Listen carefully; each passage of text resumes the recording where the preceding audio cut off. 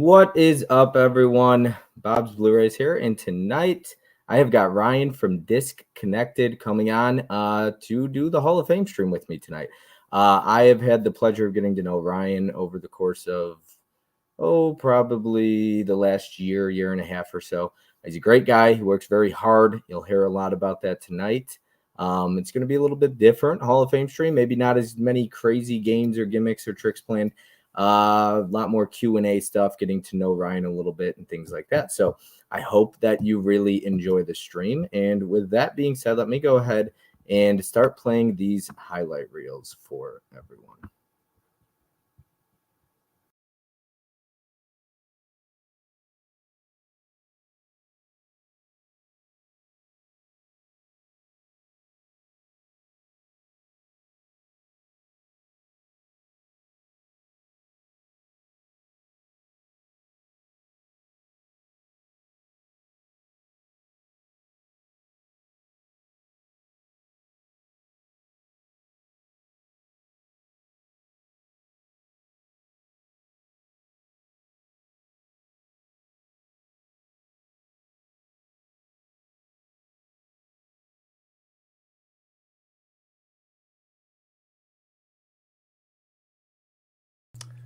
Yay, I get to follow those pecs, I guess. Good luck. It seems like I'm going to try to go obscure horror with this round, and I'm hoping that nobody else has been shopping from Germany in quite some time. This is a steel that came out a handful of years ago. I don't know that I've even seen somebody else in the States have a copy of this, and this is the NSM Records release of Midnight Meat Train. Wow. Right. Shit, I didn't know that existed. Yeah, me neither. We don't get points that easy, my friend. Oh dear. I knew. I figured. I knew. I just had to test it. I had to test Don't the give water. Ryan any points, Adam. Ryan just Okay, no points for Ryan. That Ryan went with a different, because there was 4 options, but by luck he went with all 4. Turbine, Texas Chainsaw Massacre. That's cool. Yeah, see. That's nice looking. You never know. You never know. that's a Might be messing bad with that's us. a bad pick. I knew Ryan had that. I'm pretty sure. Yeah, I mean, there's 4. I mean, you should buy all 4. It would have cost a pretty penny, but looks like he knew what he wanted. Oh, No. oh, Wait, I'm double fucking with you. Oh, gosh. Yeah, I Yeah, knew. Ryan's fucking with everybody. That was a bad pull, James. He's like, What's up, Ryan? Man, I so loved screwing with Adam on that. Yo, you had Adam. I think he got two rounds that night, 7 points, and that was it. Yep. Everything else, he was screwed. You just kept. He even said at the end, he made a video a couple days later, and he's like, I couldn't pick a booger that night with Ryan on there. Yeah, I could have matched that too. So how you doing, man? Excited to be here, I hope. Of course, yeah. I've been looking to this, looking forward to it for a couple months now. Yeah. Okay, awesome. Yeah, and I know I got to be on your channel just 2 weeks back, so I'm looking forward to it as well. I've got a lot planned, a little bit planned tonight, not crazy, anything crazy out of the ordinary. We got some videos that I'll be playing tonight, but before we go ahead and dive into anything else, let me go ahead and get that person here that's going to do the introduction tonight for you. Good evening, everyone. My name is Celeste Lacabra, but that does not matter. For tonight, we are celebrating none other than Mr. Ryan Disc-Conected, the most intelligent, most hardworking, most incredible person in the fucking game, and I will assert that as a fact. Nobody knows this shit better than Ryan does, and nobody works harder to preserve physical media, to promote the importance of physical media, and to ensure accuracy in the information regarding physical media. Bob, thank you so much for taking the time to honor Ryan. And Ryan, I hope that you enjoy this time in the spotlight, because on top of all of these things, you're also incredibly humble, and you never really take the credit that I think you deserve. And so I hope that you can enjoy the spotlight on you for a little bit, and we can just appreciate all the things that you do for this community and for intelligent discourse on film in general. I will say that I am incredibly proud of you and all the things that you have done with starting someone's favorite productions. That's just such a fucking killer, baller ass thing that you and my honorary dad, Dr. Will Dodson, have gotten together to do. You're also just incredibly kind. I'm not sure where I would be in my own channel if it wasn't for you and your support and your friendship and your guidance. Yeah. Everybody should aspire to be a little bit more like Ryan.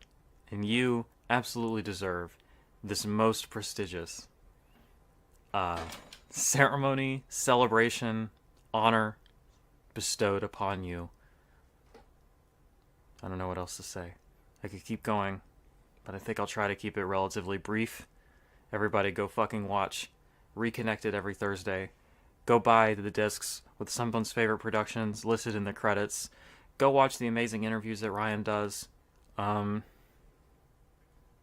watch our collabs together on his channel, because I personally, being entirely unbiased about this matter, think that those are the best ones.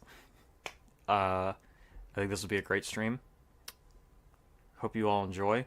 Celebrate Mr. Disconnected tonight. I love Celeste. Celeste loves you big time. And that's just one of many, many videos talking about the hard work that you put in and be more like Ryan. So I don't even know what to say after that. That was I don't really take compliments well, so I feel Oh, like yeah. tonight is going to be rough. You're one of those people that's, oh boy. All right. Yeah.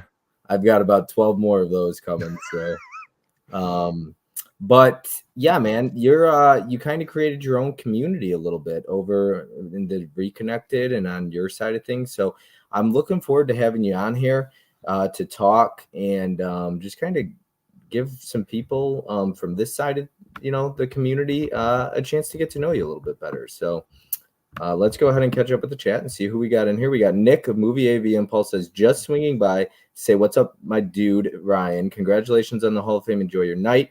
P.S. to everyone else, Ryan's Discord is awesome. Just an FYI, hand purple, blue piece, and love to everyone. I hate when the emojis don't work like that. Oh, yeah. What's up, cool kids? Johnny is here. We've got Caveman in the house saying, hey, everyone, congratulations, Ryan. Well deserved, my friend. Please hit that like button before you leave. Caveman says, happy birthday to Dave. Adrian James is in the house. We got Dustin here. Good evening. Cheers to Ryan on his Hall of Fame induction. Thank you for being here, Dustin. We've got Mizzy. Hey, Bob and Chet. Congrats on Hall of Fame, Ryan. Wilkie's Movies and Music. Hey, Corey, what's going on? We got Holland Oates here. Tim Talks Talkies. We've got Eli Cortez. What's up, everyone? Magic Hands. What's up, everyone? Tim says, Mr. Fancy Pants up with the collar, shirt, and tie. Jerry says, what's up? We've got Mizzy saying, hey, Corey, Mike, and Holland. We've got Silent Mandible. Ahoy, gang. Wilkie says, hey, just a lot of highs back and forth here. Let's go ahead and we got Magic Hands. Mike saying, congratulations, Ryan. Well deserved. Huck and his new logo. Oh, yeah, time for another inductee into the Physical Media Hall of Fame. Congrats, Ryan. Mondo Juggalo says, good evening, Bob and Ryan and chat. We've got Nancy here saying, hey, Ryan, congrats. She comes from your side of things. Yes, Nancy? No? Yes? No? I don't recognize the name, that's for sure. Okay. I've seen Nancy a few times in my chats. I wasn't sure. John Peters, I've been calling since 1999. This is probably why I still have student. I've been collecting. You too, my friend. Been collecting, sorry. Basement Blues just says hi. That's all. Silent Mandible says, yay, Celeste. Uncle Tony is here. Disconnected, throwing out that Celeste. Movie Warehouse says, hello, everyone. What's up, Movie Warehouse? Congratulations, Ryan. Well-deserved, Caveman says.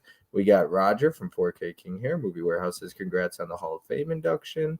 Caveman. We got Flickering Waves. Hello, Bob, Ryan, and chat. Glad to see that Ryan is getting this honor. Hope everyone enjoys this evening. Thank you for being here. Media Membrane says, Bob, please tell me you got Ryan a pickle trophy. Why is there? We need a pickle trophy. Because I hate pickles. Okay. No pickles allowed. You said. Proud of you. Oh, we got Laura in the house. Proud of you, husband. Your wife is here hanging out. Sure Everyone needs to Hulk smash that like button. We've got Sardis here. Congrats, Ryan. You know how I feel already. Let's see here. Oh yeah, Ryan, my man in the Hall of Fame. Congratulations. Yo, Adrian, what's up, Ken? The trophy should be Jess Franco. That would be a pretty wicked trophy, Josh. It would be. Yes. I've already got my my Franco tree topper though, so I think that's all right. Oh, nice. That is pretty sick. And Jess Franco just what's with the Kino diving into the Kino cult now, and they got numbers on their spine. They know what they're doing with the numbers on the spine, huh? Yeah, that and there's some more Jess Franco coming to that line from what I hear, so everybody should be prepared for that. Well, I like the cover art on the Sinner one. Yeah, that Lord of the Exorcist one's pretty nice too. Yeah, are they good movies though? I will keep my opinion to myself. Don't want to get Jess Franco is very, very hit or miss. Yeah. I can't even say if you like certain ones from him, you'll like the rest because they kind of go all across the board. I've seen a few Jess Franco, and like he said, hit or miss. So, yeah. We've got Anthony here. What's up, Anthony? Bob, Ryan, chat. Hello, congrats on the honors tonight. We have got Distorted Visions. What's up? Congrats on the induction, Ryan. Eli saying, what's up, Ken? Yo, Kenny Levels, my man. Tim, you don't like pickles? I don't like pickles either. I hate pickles. Tim Talks Hockey says, I love Kino Lorber, but man, those cult titles do not look me at all. Yeah, they don't. I just got the Lorna the Exorcist yesterday. Nice. Hey, Timmy. All right. So tell us a little bit about how you got Reconnected started. I wanted to talk a little bit about that, where that came from, where it stemmed from, and how it's grown so fast and become such a huge thing for you. Yeah, so the channel started in, I think it was March or April of 2021, and something happened where somebody had asked for a live stream, and I'd not done any before other than my first interview, which was with Justin DeClue from Golden Ninja Video. And I said, if I get to 500 subs, I'll try to do like a weekly live stream of sorts. And the only thing I could think of is there was nobody covering all of the announcements. And for the first Reconnected and for the first quite a few months, like the first 6 months, it was just me, going over the announcements in a completely different corner of this room. It's looked very, very different. But what we were doing then was very quick reading down of what they were going through and then highlighting what I've watched. And that's it. It used to be like a good 45 minutes to an hour at absolute most because it was just me and it was kind of boring. And then I didn't miss any weeks. I kept doing it every single week, highlighting certain announcements more than others. That way it got enough attention. And people started coming back. There's people that are like in my Discord that were there from the first possible Reconnected, which is wild to me. And we started growing, and then something happened, and I can't remember. I think it might have been Brad Henderson, who was at Vinegar Syndrome at the time. I was like, "Hey, you wanna come on, just hang out?" It was either him or Mark from Orbit or Mike from Grindhouse. Some of those were some of the first ones, and I was like, you want to come on and just talk about some of these titles, and we'll do like a little mini interview so people can get hyped up and go to your site. And everybody was just willing to do it. And from that point on, I have only had maybe 1 or 2 weeks where I didn't have anybody on the show and it was just me. And now it's been since August of 2021. And since then, I've missed one Thursday of going live. And that's only because I was in LA hanging out with Jeremy Long. And I just was not able to stream because I was at a Dodgers game that night. So that was it. Oh, wow. Yeah. So just one. Nice. In over 2 years. So I'm at like 26 months and only missed one Thursday. Yeah, that's good, man. That's commitment. And we talk all the time. I mean, I've had conversations about how you and I have talked about how like you just don't sleep. And we related to that quite a bit. The lack of sleep and hard work, dedication, drive, and everything like that. And I'm somebody who respects hard work. Like my dad and my mom always worked hard.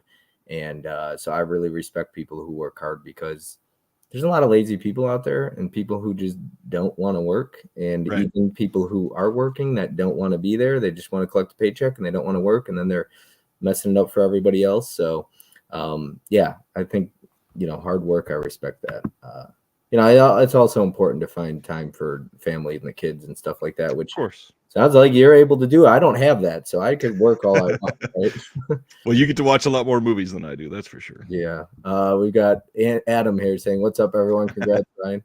He will not be blocking you tonight, Adam. Don't worry. Jeremy stole Ryan from us. For one night. That's it. Silent Mandible says. We've got Hey Adam. We've got Caveman. Is that a dill pickle in your pants, or are you just excited to be here, Ryan? Yeah, not a dill. Jeremy Long says, Jeremy, I think this is the first time I've ever seen him drop a comment in my chat, so I'm excited for that. I could go through the entire phone book and not find a single person more deserving of this than Ryan. He's going to make you cry tonight, huh? Jeremy's the best. He's so much fun. He's funny, man. I didn't know he was a comedian until you told me. That's such a backhanded insult. It's perfect. It wasn't meant to be, but I understand why it sounds like. Even though he came off the floor with me in tournaments, he's still an awesome guy, Adam says. I love how Adam, to beat me, had to go to the day that things were released in Walmart to get brand new slipcovers. Yes, and he picked up all those. Yeah, I know. That was pissing all you guys off, Tim and James. When I went back and I was looking for stuff for the highlight reel, I was laughing because I was like, the four of their faces is just not happy. Nope. Not making them happy, no. A win is a win. Oh geez. Okay. I did want to go ahead and get into another video. So I've got a lot of videos, so they're going to come up every 10 or so minutes throughout the course of the night. Honestly, I know sometimes I get a lot of videos and it's always hit or miss, but I love the videos. I think it's an important part of the live streams, and I don't think you could ever have enough, to be honest with you. So I agree. I'm going to play one. This person does ask that they remain anonymous. That is why they're wearing a mask. You and I are the only two people who know who it is. Nobody else will know. Congratulations to Ryan for joining the Blu-ray Hall of Fame. I cannot think of a better deserving person to be inducted tonight. Ryan does everything he can to keep all of us informed. And let me tell you, everybody, he's doing this all the time. Barely gets any sleep. He's going above and beyond. And on top of that, he's always very helpful to anybody who's a newcomer. He wants everybody to enjoy the love of film and collecting and possibly debt. But anyways, he's still great. And there's plenty of times Ryan's just been there for anybody that needs help. On a personal level, and you can tell he's just a genuine human being who cares, and that's rare. And you know, I've had times where I've been down on my luck, and he's always checked in on me, and I'm very thankful for that. I couldn't appreciate a better friend, and once again, I couldn't appreciate seeing a better person deserving of being inducted tonight. So, thank you to Bob for the nomination form, and Ryan, I wish you the best of luck with all your projects you have going forward. All the best to you and your family. I have just one more question before I sign off. No, it's not about Jeremy Long. My question is, since you've helped me a lot, would you like a pickle? Once again, congratulations. Have a great night. Always with the damn pickles. I didn't understand that when he sent that, but that person is a very, very good guy. And they've hooked me up in the past with an out-of-print movie that I missed out on from Vinegar Syndrome. So just reached out of the kindness of his heart. So you know who it is, though, right? Of course. Yep. Yeah, the masked man, he always shows up on my streams when Jeremy Long is on, just to screw with Jeremy Long. So that's the only reason he exists as a character. And he is a wonderful person that I talk to literally almost every day of my life. So I appreciate that. That mask was ridiculously awesome, by the way. I thought he's like, yeah, I have a ton of them. I was like, oh, shit. I was like, that, and he's like, I couldn't breathe, and I was like, you sent it vertically, the video, and he's like, oh no, yeah, there's a few vertical videos tonight, as I was warning you, so I'm gonna try to like finagle it to where it doesn't have you and I on the screen in the background. But we've got Busy saying, "Hey Adam, hi, congratulations." Caprice says, Draculina Horror. What's up, Caprice? Basement Blue says, "I was happy about the win." John Doe Juggalo says the game was played. John Peters says, "I was Ryan's first Discord member to meet him in person." I think that's accurate. Yeah. Tiana says, "Hey Caprice." Mizzy says, "Hey Caprice." Adam playing dirty. Tim says, "I was happy too, Tony. Doing things you're passionate about makes it a lot easier. Getting less sleep, talking about movies and watching movies and spending time with family and friends is always worth it." Actually, I really agree with that statement. I think that's super true. It is extremely true. Even, and like, so I don't want to talk about putting work into streams and stuff like that, but you know how that is. You put a ton of work into streams. Ken knows, and many, many other people who live stream know. Tim and anyone who does live streams, especially something that isn't just, no offense to anybody, right? But if you get a lot of streams, and I've been there, where I just hit go live and we just talk, and that's super easy, right? A hangout or something like that. But when you actually put work into streams and you got to create panels and all that stuff, and you talked about dealing with it from time to time. If somebody doesn't show up or something, you got to get somebody, but luckily that doesn't happen a whole lot. But yes, doing it though when you love something makes it so much easier to sacrifice that little bit of sleep, put that extra little bit of work in. You know what I mean? So for me, that's exactly how it is. If I love something, I don't mind. I love what Movie Warehouse said right there. Yeah, cancellations are hell. That's the worst. It is difficult, and for you, because you do one-on-ones, it's way harder. When you have a large panel, it doesn't faze me, because I'm like, if I have 10-person panel, 9-person panel, it doesn't matter. You know what I mean? Right. When you do a one-on-one and you get a cancellation, that's tough. That's totally different. Yep. And you got to have somebody on standby or something like that. A lot of people didn't know I was a comedian until someone tells them it's okay. Draculino Horror says, "Hi, Johnny. I had to bring my captain home for the win. Is that Movie Hunter? LOL. It is not Movie Hunter." That's a great comment from Silent Mandible.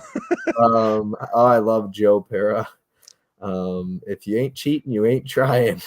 Even the dogs love Ryan. No debt. I always do my best to keep people away from that. Jeremy says, "By the way, Bob, long-time watcher, first-time commenter, and I apologize for that." I'll blow you a kiss back, Jeremy. Celeste says, "Hello, I think I missed my clip, but congrats, right? You did miss your clip. It was the intro for sure. So thank you for making that clip, by the way, Celeste. Thanks, Celeste. We've got great video, Celeste. John Peter says, "It was a well-spoken piece, Celeste." Adam says, "Right, Johnny, don't hate the player, hate the game." Celeste, you were the perfect intro. Sup, caveman. I know it was, unfortunately. Thanks, everyone. Celeste says, John Doe Juggalo says, "In the pickle list, Dane Cook." Not to get into useless food disclosure, but pickles slap. So you don't like pickles, and neither do I. Not at all. And I've tried many, many times. Ryan and Bob get that ass shaking. I don't like how I am being brought up in this video so far. This is Ryan's night. Oh, and how much pickles are being brought up to. Jeremy is playing second fiddle to a pickle. Hey, Ryan, what do you think VSS Secrets titles are for Black Friday sale? That's a good question, if you have a guess. I've got a couple, but I have a reason to believe one of them is accurate, so I'm going to not share that information. Okay. All right. I hate to say that, and I'm not trying to just back out of sharing it, but... Do they plan on putting a lot, like, what's the plan with VSU? Do they plan on putting out one a month? Oh, no. VSUs take a lot more work than that. You're talking at most like 4 on a busy year, but I think 2 or 3 is much more accurate. Okay, so about 2 to 3 a year, 3 or 2 to 4-ish range. Yeah. Okay, gotcha. And then VSAs, they drop about... VSAs seem to be like 10 to 14 a year at this point. Yeah, I was going to say around once a month. Yep. Yeah. And then you got the VSPs, I believe. That was New York. Yeah, whatever it is. Which we'll be getting a new one of those here pretty soon, I'm sure, since that the film that they helped produce is doing a festival run right now. And they helped with the transfer of the Toxic Avenger, right? Yeah, they helped. They did the scan and everything for that. I haven't gotten the answer on Restoration if VS did that or if Troma did that themselves. I'm guessing it was VS because no offense to Troma, but it was good. Yeah, they looked really great. So I heard Toxic Avenger looks good. It looks shockingly. All 4 of them look shockingly good. Yeah, I gotta pick it up. You like that price point for $90, $95? I would have been much more excited at 75. Okay. But Yeah. honestly, it's not terrible at 90. Considering all 4 in 4K and are 2 discs, it's not really a bad How's the price. slip box that comes with it? The box. Very, very weak. It is not a good box. Gotcha. Okay, that's fair. Yeah. Z-Pam says, "Hey everyone, hey Ryan." Yep, I already read that question. Okay, I'm gonna go ahead and play another video for you. I'm gonna get these vertical ones. I'm gonna go with those first. Okay. All so right. we have got another one. You met him along with KB. So we're gonna go ahead and play his video next. Well, hey everyone, my name is Nathan Jones, and if you're new here, welcome.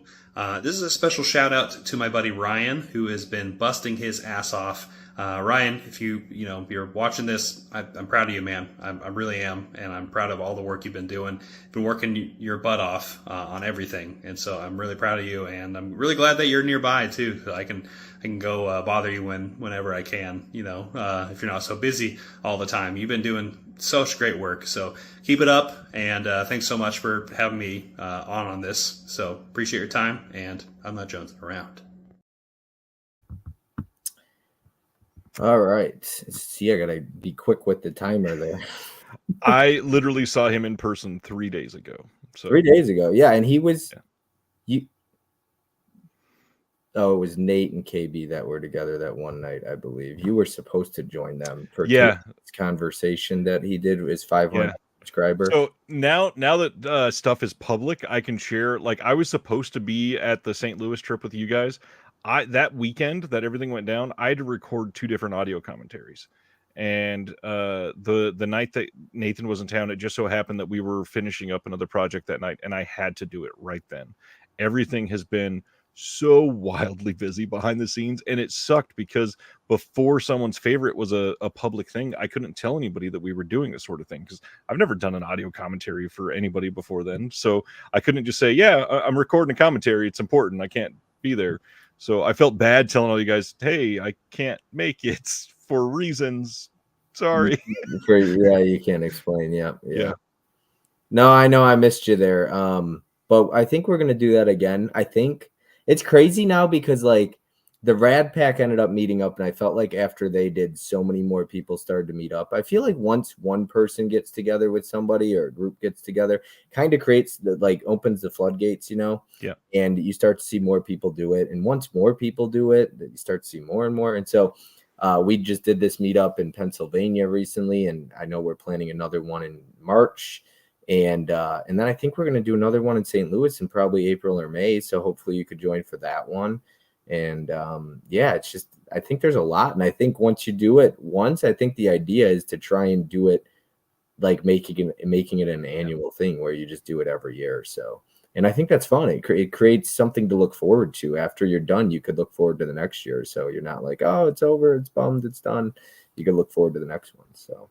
Well, and then that community side is really the reason why I did all of this. And that's in the name. It's literally Disc-Connected, because it's all about connecting people. And there's something different and special about those meetups. And it's not just with other creators, but with people that follow the channel or something, just because you are able to make a different sort of connection. And just, when you're talking to them 4 months later and being able to think back, oh, I know what their laugh sounds like in person. I know, I can look back to that night that we all hung out at the barbecue place. I remember movie shopping with them. I know exactly what he was looking at first, something like that. So it's always something that makes it so much more personal and makes it important.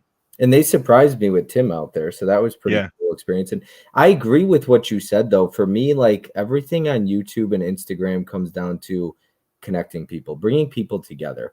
I don't like, I always say it all the time. Like, I don't care about likes. I don't care about subs. Right. I hate the word followers. Like I hate that word. And everything's now followers and views and all that stuff. And I get it, right? It's important. Algorithms important to a lot of people. Analytics are important. I get all of those things. It helps you understand what videos are hits and not. But for me, I've lost a passion of putting out pre-recorded content for the most part. Like I don't have a desire to do it as much. I love live streaming because I feel a lot happier and a lot more just in my element when I'm with other people. I'm a lot more comfortable. And I like bringing people together. It's why I try and constantly have new people on my channel. And that's how you are too. Like a lot of, and I appreciate that. I know Tim has done that as well. And that's big to me is having new people on and making people feel comfortable too. And I know I get a little wild on my channel at times, but like at the end of the day, no matter what I do, no matter how crazy or stupid of things I do, like to me, it's all about bringing people together, making people feel comfortable. The last thing I ever want to make somebody do is feel uncomfortable on my channel. Yep. And every time I join your channel, man, I always feel comfortable. Your chat, that's a big thing. I've talked to you about that 100 times. Like your chat is great. And the people here, like, I like Ryan's price much better. Like people like that, the people in the chats, that's at that price Ryan can hit. Yep. It's super important, man. The chat is what it's about for me. It's not about like buttons, and I get it. It helps. It's an algorithm. I don't care about that stuff, man. Yeah. Everyone could hit the dislike button for all I care. My humble and self-deprecating side 100% agrees with you. The hard part is that there are certain things, especially if you're looking to do things professionally in this space or with other people, that stuff matters. And so especially like the algorithm, like likes and all that. Not just algorithm, but like me doing interviews with people. I've literally had people say, you don't have enough followers on YouTube for me to come on your channel. And I know that somebody's going to think that that person is pretentious or looking down when you hear that. But the reality is they're taking a lot of time out of their super busy day, and they want to make sure that they're promoting themselves on to be able to get the most faces in front of it. And unfortunately, that means they'll go to somebody else in the space that has 50,000 subs way before they'll come to me, unless they know me personally. No, you're right. I mean, sub count, we're in 2023 now. I mean, views and sub count. And when they're looking at that, I agree. It's unfortunate. It's why I'm not worried about getting review copies or having people on the channel, like a studio or something like that. I appreciate the interviews that you do and things like that. But yeah, I get it. Would I love to get review copies? Yeah, sure. Absolutely. It'd save me a lot of money. But the reality of the situation is, like you said, they're looking at sub count and they're looking at views too, because if you don't get views, they're not going to send you something when nobody else is going to see you promote your copies. So that's just, and I'm a straight shooter. You know what I mean? You are the same way. Nick is the same way. And a lot of us are as well. And I'm not going to sugarcoat it, right? I don't care how many friends I have that get review copies or don't get review copies or whatever it might be. If you have 50,000 subs or 20,000 subs, I'll always shoot straight. You know what I mean? And that's just not something I'm going to beat around the bush on. So I always have an opinion. I'm going to give it.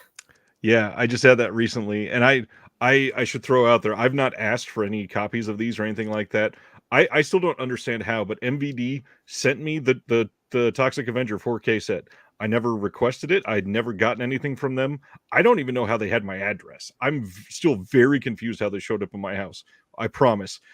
So it shows up, and nobody else had reported that they'd received it yet. So I was like, man, I'm going to take some pictures, show everybody what it looks like. I popped in all the discs to be able to talk about it on Reconnected, and part 2 and 3 both froze. They wouldn't play at all. And I was like, well, I'm not going to lie about this. So I went on there and posted and told everybody about it. And they were like, so we saw this. Hey, what's going on? Let's get this fixed. So they pay attention. That's the thing, though. Like, if a studio is going to send something to you, I get it. Bad publicity is not going to help promote a product, right? Especially if somebody's got 30,000 subs and rips your movie apart. But if you're going to send me something, don't expect me to lie about it. I'm not going to get up there and say, if I didn't like a movie, I'll usually at least give something that, hey, this doesn't work for me. It very well could work for you. Like, film is subjective. But as far as like whether there's a lack of special features, I'm going to talk about that, but as far as picture quality goes, I don't have a home theater set up the way others do. You know what I mean? Right. I don't have that. So that's why I never dive into picture quality. You never ever hear me talk about this restoration look great. I don't talk about that stuff. I stay in my lane of knowing what I'm talking about. I'll leave the rest to the people with very nice setups like yourself and others and Nick and stuff like that and Ken and whatnot. I'll let other people do the reviews. I'll stay away from that. I get that. So, and then some people get really big hate when they do reviews. So I'm like, This yeah, is true. but haters are all over the place. You can't, there's nothing you can do about that. The Toxic Avenger set looks so cool, but I've never seen a single one and afraid to blind buy that one. Yeah, I don't know if they'd be right up his alley. We said Nathan. I would love if Vinegar Syndrome put it out if it looks Kill or Stephen King's The Night Flyer. Nice. Have to find it at a thrift store, Tim, and find it cheap and see if it's worth it or not.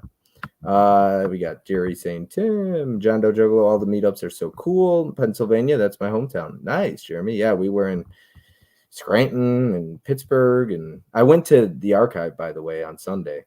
And Saw the video. The archive was not nearly I honestly had the most fun at Bull Moose. The archives, like Jeremy says, if you ever do a meetup in LA, let me know, Bob. Will do. The archive had, so their used Blu-rays were like all $8. That was like their cheapest Blu-rays. And those were just standard old Blu-rays. Like, and I was like, that's a little bit pricey. And so that was kind of like anything I found. I was like, that adds up quickly. You know, I could get $4 Blu-rays at Disc Replay out here.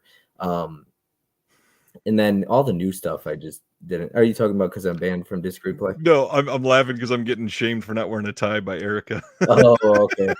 Hey, Jerry. Hey, Jeremy, what area? I live in the Scranton area. Look at that. One day the West Coast will happen. Like and subscribe near Dunder Mifflin. Yes, West Coast trip one day for sure, Adam. Y'all should come down to McAllen, Texas. I went to Texas 2 years ago. I really like Dallas, by the way. I went to Dallas. Tim Talks Talkies. I am originally from Palmyra, the small town next to Hershey. Hey, I heard of Hershey. Y'all should come down to McAllen. We all need to do one massive get together. Only one place we could have it would be either Texas or Oklahoma. Everyone descends upon a state. Tim and I have talked about trying to do that. Tim and I have talked about shelling out the money to get like a studio, a convention center, anything like that for a day. We honestly went as far as to looking into prices and times of the year different. We were looking into what the best state would be, but it's so hard. No matter where you pick in the 50 states, you're going to piss people off and they're going to say, this is the most inconvenient for me. You can't win with 50 different, a whole country. It's just not, it's impossible, but you do your best you can, I suppose. And honestly, the East Coast seems like a pretty good spot. And that doesn't convenience me. That conveniences more like people like him. But honestly, the East Coast does seem like a pretty good spot where it's in the middle of, I guess, everything. It's hard to say. I've had some people say I should host a Disc-Connected. Disc-Connected. That's pretty do a con right there. Except Ryan had me on to talk about uncomfortable extreme films. This is true. Hershey area, not too bad. I've been to that area 5+ times due to the park and concerts. We got Movie Warehouse saying, I love that I found this community of people who love and collect movies like me, knowing they're just as passionate about things as you. He just messaged me on Instagram the other day, and he came into one of my streams. This is what I mean. Like, sometimes I'm wrong. Sometimes I miss people. I don't always see it. And sometimes I feel bad if I name somebody like Nancy earlier, and I'm wrong that this isn't their first time. They've been in here before, so I apologize. But I recognize, so he popped in. It must have been a couple months ago for the first time, and he hasn't missed a stream since. So it's really cool when you see people like that, and I'm sure that happens to you all the time as well. Honesty is a quality everyone appreciates. Agree, Movie Warehouse. We'd need a whole hotel. All of that is a reason I have no interest in review copies. I don't ever want to feel like I owe the studio something or need to sugarcoat anything. Yep. Nerd of the 80s says, what's up? Sister Agatha says, hello. Not even a clip-on tie, Ryan. Shaking my head. Hi, Erica. What's Johnny watching? Yep. Jeff we'll just have Bob put everything on his credit card and we'll all break the beds in the room. So in the Airbnb, there was a broken bed, and I'm the one who put the Airbnb on my card and everything. And no worries. We fixed the bed. The next morning, I had my buddy Mike and I went up there and we fixed the bed. And I got a great review. I got 5 stars from the host. So he was like, "You guys left this place super immaculate and clean." I was like, "Clean and tidy, perfect." He doesn't know about the bed. Don't watch the live stream. Can I get a surprise 4K boutique set? Hi, Celeste. I don't even own a tie. Yeah, that is like Freaky Friday version of Reconnected. Banned for the Naked Vengeance. I'm trademarking that, Ryan. I like the Disconnected idea. Jeremy, that is at the AVNs. And since we're all friends and having fun, let's hit you with the softball thoughts of, oh boy. Oh boy.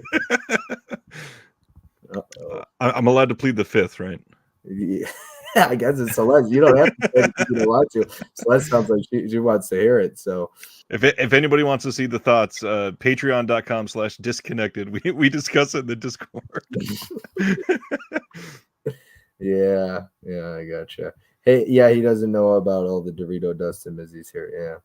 All right. I'm gonna go ahead and play another clip. I do got some other things I wanted to dive into pretty soon here.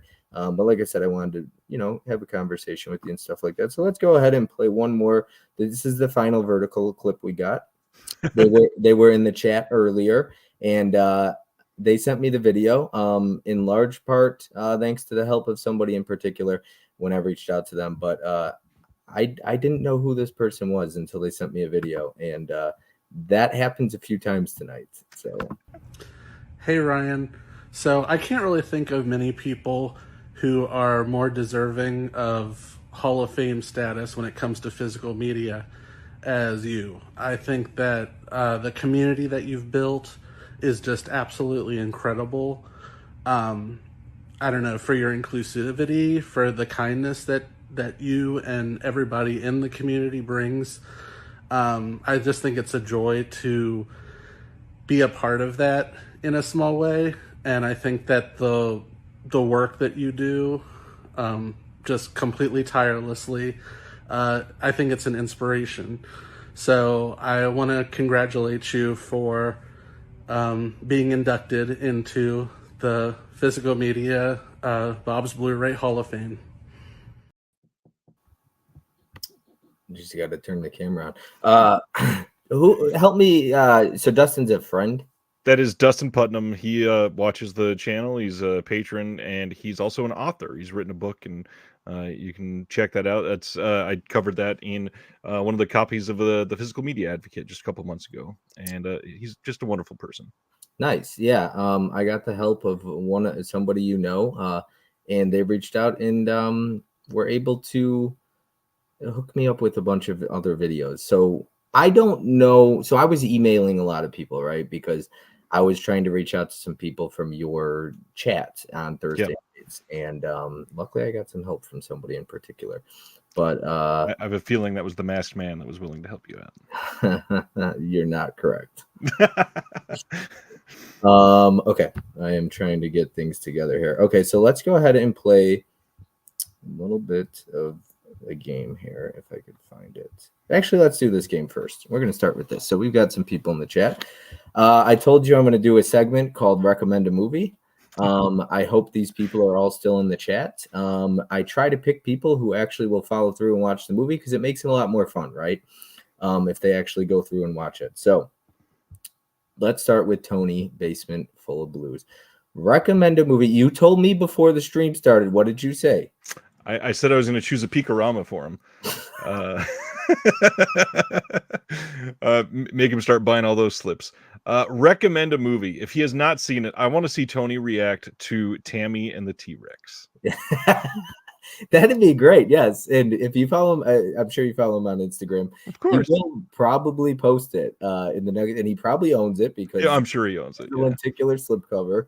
So actually I know he owns that, I'm pretty sure. So, and if he doesn't, Tim has the lenticular slip of that. So actually Tim just hooked me up with Christmas Evil this weekend. Ooh, that's a beautiful slip. And he hooked me up with the movie too. And then also a bunch of other stuff. Shallows lenticular slipcover. Yeah, Tim throws slips, so he doesn't care. He was like, take whatever you want. And then after I rated his movie collection and grabbed all of his slips, he's like, well, now I just feel like getting rid of the rest of my slip covers. So he sent like a mass text to a group, and he was like, does anybody want slips? Like, whatever Bob didn't already take. And speaking of, what would you recommend to Tim if he's still in the chat watching? Ooh, Tim. God, there's so much that Tim has seen. That's a difficult one. I'm gonna go with. Oh, that's a good question. The movie Testament. If you've never seen it, it is a really wonderful movie about nuclear war. Yeah, I think that it's one that he would appreciate. It's from the 80s. I think I'm getting the right name. Let me make sure that I'm doing this right. Yeah, 1983. Yeah, that's the one. I think Tim would like Testament if he's never seen it. Testament 1983. Okay. It's got a release from Imprint that he was looking through all of the Imprint releases at the archive over the weekend. And he didn't get this one. But if he's never seen it, I think Tim would like Testament. Perfect. That is Tim. Let me find banners here. Okay. What's Johnny watching? Now, I don't know how well you know Johnny. He's hung out in your chats of time or two or all the time. But recommend something to this guy anyways. He didn't like Kill Her Goats, or I should say that's his favorite movie of all time. Well, funny enough, before you said that, I was already going to recommend one that is sort of similar, not to Kill Her Goats, but like the vibe that they were going for. If he's never seen it, Johnny needs to watch Heavy Trip. Did you watch Heavy Trip? I've never even seen it. I'm writing it down right now. I want you to recommend something to me. So if Johnny has never seen it, Heavy Trip is a better version of Deathgasm, which a lot of people have gone crazy over. They just closed the Kickstarter for Deathgasm 2 like today. And this is a movie about this concert in Norway that there's this metal band trying to get to, and they are just, it's hijinks along the way. It's like a fun road movie about these crazy metalheads that are just wholesome dudes, and it's great. It's a Finnish, Norwegian, Belgium film. It's amazing. Heavy Trip is fantastic. All right, I wrote it down myself. I'm going to catch up with the chat before we go ahead and get on to the next person. Jeremy, that is AVNs. Get the memes going, Celeste. We've got Mizzy saying exactly Holland, and Tim is going in on the films at home hate. Being one of the main figureheads in this physical media community is lame as hell. Not a single thing about Jeff shows community, and he comes across completely fake. Wouldn't walk next door to meet him. I love Tim. Dope collection, Dustin. Tim, this might be why I'd rather go by John Doe over Jeff. It was Disc-Conected. Jeremy says, LOL, Tim. Celeste says, Tim, choose something that I own. Basement Blues says, I will never call you Jeff again, John Doe. I have Tammy and the T-Rex. Good. Tony, hi, Jerry, Tiana. I love Tammy and the T-Rex. Jeremy Long says, I like Tammy and the T-Rex too. Why was I not in that mass text? I need cardboard. Tim needs more gutter balls in his life. Oh, geez. Is that good or bad, Celeste? It's good, Tony. I have not seen Testament. Who released it? I'll look it up and buy it if it's available. Oh, Imprint, even more sold. Congrats, Brian. Hi, Bob and friends. We got Brian in the chat. What's up, Brian's amazing. All right. Thank you for being here, Brian. Okay, recommend a movie to get Mizzy with it. Getting Mizzy with it. That's a good question. I think you streamed with him one time. It looks good. I love movies like that. Love The Day After and The Divide, so I am going to check it out. Ooh, The Divide. Oh, Joe Glue. I won't call you Jeff anymore. If Mizzy has never seen Trilogy of Terror, that seems like one that Mizzy might like. Karen Black horror anthology, three tales of horror that were shown on TV. The third one is pretty great. But Kino put that out, right? Kino put that out, yeah. Yep. All right, Mizzy, write it down. Jeremy Long, recommend a movie. Well, if he's not watched this yet, I'm going to rip him to shreds. I made Jeremy buy Ravenous from, I think it's 1997, fairly recently, and he was supposed to tell me the moment he watched it, and he has not told me anything yet, and it's been at least 4 months. So, Jeremy, watch the fucking movie. That was great.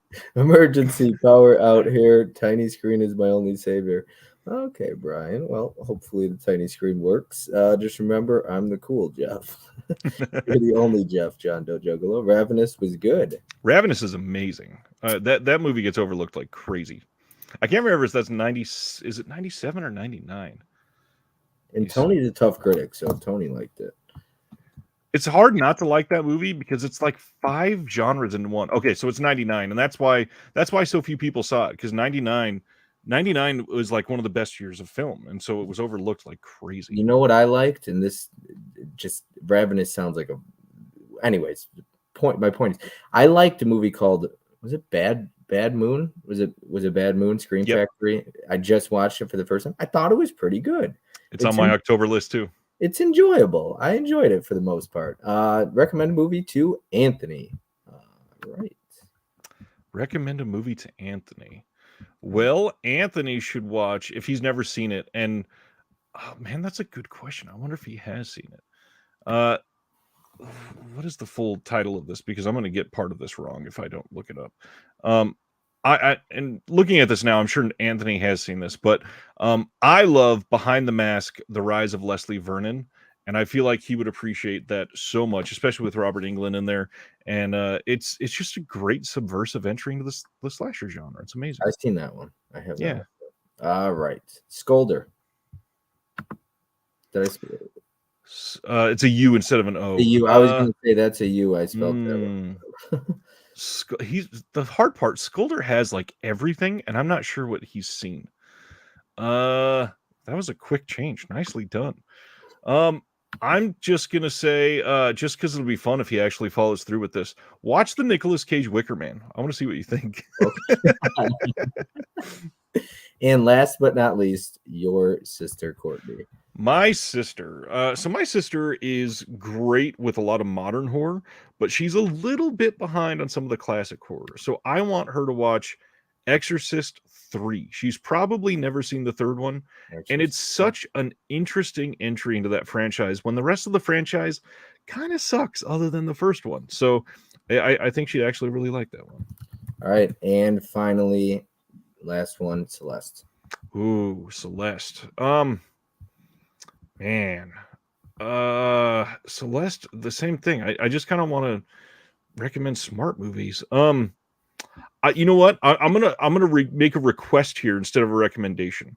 I think Celeste needs to make first off some more film analyses for anybody that has never watched any of the analyses that Celeste has done on their channel. It is such an art form that it's unfair that it's that good and people do not watch it. Sincerely, something that people need to put more time into. Some of the ones that are already up that you can watch from forever ago are so well done.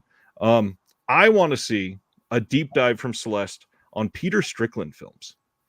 I feel like Flux Gourmet, In Fabric, The Duke of Burgundy. I would love to see the analysis that Celeste could do on those. Nice. All right, Celeste, you got homework. Let's see here. Emergency Power Jeffrey, I don't mind. I'm remembering. I already read that. Jeremy, we have got Jeremy. That ship sailed right out of the gate with my clip. Huck, I showed my wife. Oh, we got Huck in the chat. What's up, Huck? I showed my wife Burial Ground, and she gasped when the little guy had his special moment. So I just ordered the 4K upgrade. I really like Burial Ground. I recommended that to Mizzy. He still needs to watch that. But Mizzy didn't like demons, so I'm like, I don't know if you're gonna like Italian films and giallos, but he wants to check out Phenomena. But I was like, yeah, I told him I like Tenebrae more than Phenomena personally. I could see that. And the hard part is you mentioned Demons. I've been saying for years, I think Demons is the perfect gateway Italian horror film. And if you don't like Demons, I'm kind of worried about the rest of the Italian horror films for you. Yeah. I have not watched Ravenous yet because I was at Beyond Fest and sick, and excuses. Fuck yes, Bad Moon is really fun. Thank you, John Peters. Recommend a movie to John Peters since we got him right here. Noted. Can't think of anything extreme. He's gonna watch it tonight after the stream that he hasn't seen. Yeah, John Peters. John Peters watches everything. That's the hard part. It's a crime that the sequel to Beyond the Mask hasn't happened. Bees, not the Yeah. bees. Recommending that should be a crime. Love Exorcist 3. Celeste, it's terrible but hilarious. Recommend I don't know how to pronounce that. Kinky. Oh, okay. Kinky. All right. I didn't know if this was like a director. Yeah, you can. No, it's a style of film from the Spanish era that was done with Eloy de la Iglesia. He was one of the biggest directors that was doing it in that era. The only kinky I knew was spelled with a K. So sorry. Oh my gosh, you're so kind. Celeste says, I second Celeste on analyses. I already asked her too. Yes, Celeste, film analysis is the best. I love that movie. Where I got to see the OG at least. I know I need to make more. I lost my confidence to do it because my brain is mean, but that honestly meant a lot. Well, yeah. Mizzy that didn't like demons. Blasphemy. Well, I just went on Orbit and ordered Testament and tossed in the Jennifer Connelly imprint box set. Thanks for the $100 order, Ryan. Doing my best. Definitely want to see Tenebrae. Tenebrae is better for me too. Celeste Peter Strickland. Get on it. I've seen everything John Peters says. I was tired, Johnny. Laugh out loud. I'm sorry. Recommend The Baby. End of story. Laugh out loud. Tim. Yeah, horror is a genre I have probably seen the least some with sci-fi. So dipping my toes in off recommendations, still have to watch Rollerball. But I got off Tim's recommendation. Rollerball is pretty good. Hey, Ryan, quick question. What is the most disturbing movie you've ever seen, Magic Hand says? It's a good question. Is it what? Martyrs? No. Martyrs is I won't say it's tame, but I'm more disturbed for the people that make films just to be shocking. And so there's some things that are they'll get under your skin in ways that do not excite me in any way. It's not even something I've enjoyed. So like there's a lot, not to trash one company or anything, but Unearthed Films has put out a lot of garbage that are pretty much made just to be shocking. Just the gutter balls. No, nothing like that. That bowling ball scene, the bowling pin scene was pretty rough. I'm not going to say it's not rough, but they've put out a lot of stuff that are just obnoxious. I just watched one. They put out. I think it's Dead Girl. No, Dead Girl. That's disturbing, but it's also tame compared to some of the other stuff. So Jesus, there's a film called like Thanatomorphose. I think that's how it's pronounced, and it's literally just a gore film, and it's done in a way. It's not even done really well, but the scenes that do work, it's pretty disturbing. There's a lot of stuff that doesn't work, and yeah, it's just I don't know the extreme stuff that people love because they're like hardcore. I mean, you saw. Hopefully a lot of people saw my interview with Stephen Byro from Unearthed Films. There's a lot of just weird people that support that company that are just in it for the super extreme stuff. And I feel like Adam enjoys that part of it.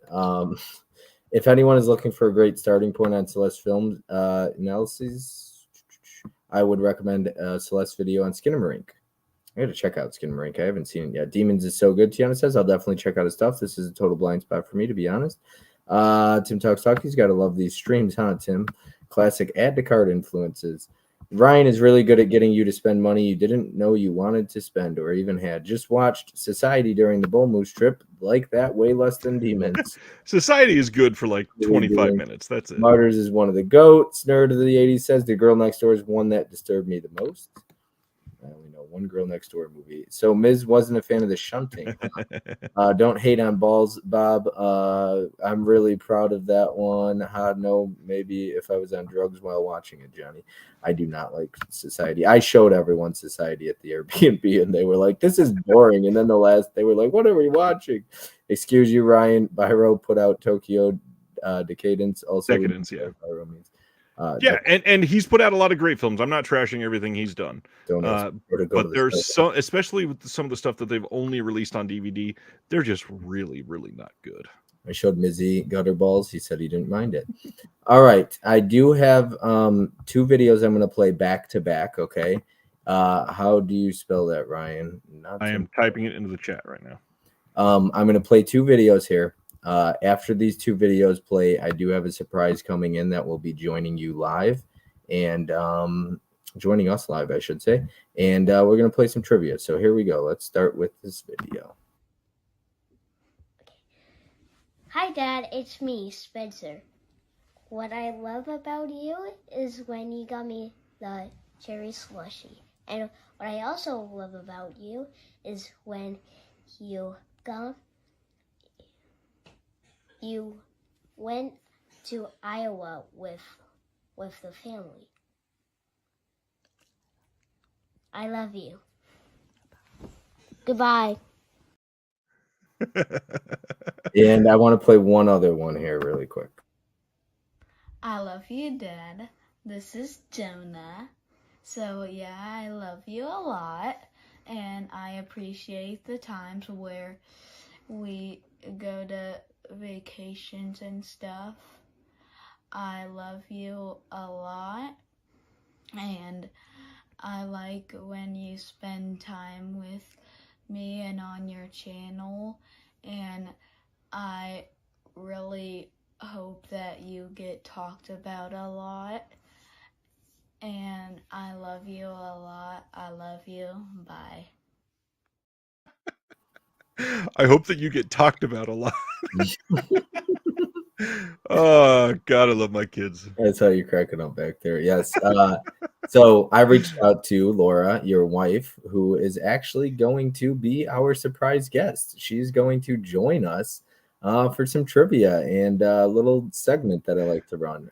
She will be coming down live to join you in person. You see her coming? No? No, not yet. Not But yet. what's hilarious is I called that when you said Disney trivia. Yeah, you know what? I ruined it. I shouldn't have said anything about Disney trivia. You stink. But you thought Anthony was the one who helped me reach out to everyone. You were wrong. It would be Laura. Here we go. She is coming down live. Yep, scoot over, make some room. Laura. Then you're right here.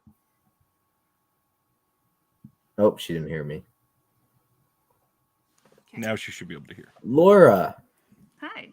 Hi, I want to say thank you so much to anyone who is watching right now. Laura seriously came through as a lifesaver. You reached out to so many people to make a video, and I really appreciate it. And you willing to come on live and join us, I really appreciate it. Thank you so much.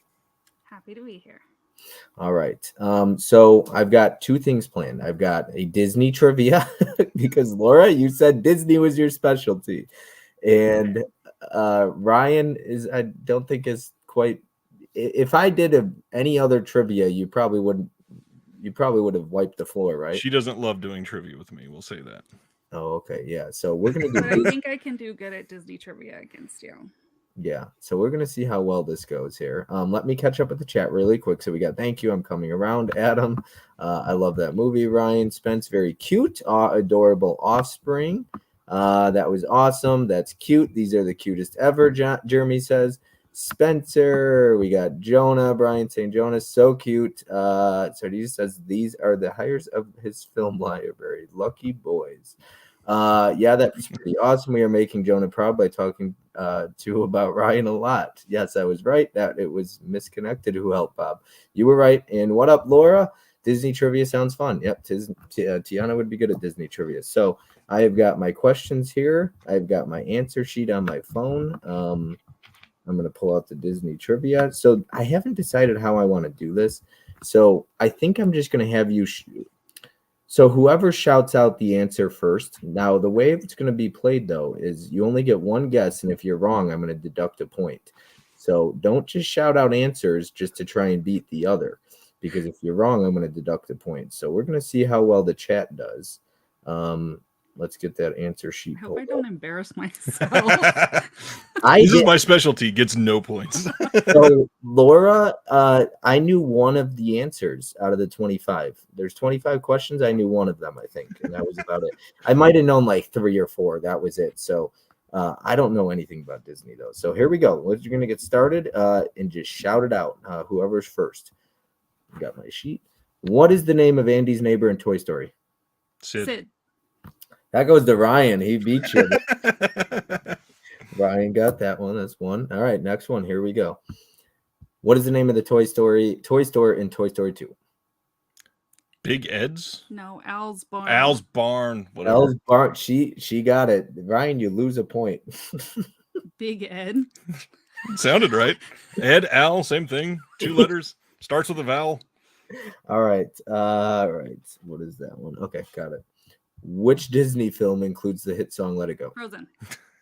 I was letting him finish the question, but okay. And you could No, just this shout is out. Jeopardy. Yeah, you don't have to finish the question. Yeah. Who is the bear in Jungle Book? Blue. Blue. Ryan. I had no idea about that answer. Who is the voice of Maui? The Rock, Dwayne Johnson. It was Ryan. He's fast. And you know what, Laura? I watched him with Courtney, and I see how fast he is with the trivia. He was like smacking that thing. All right. What year was original Cinderella released?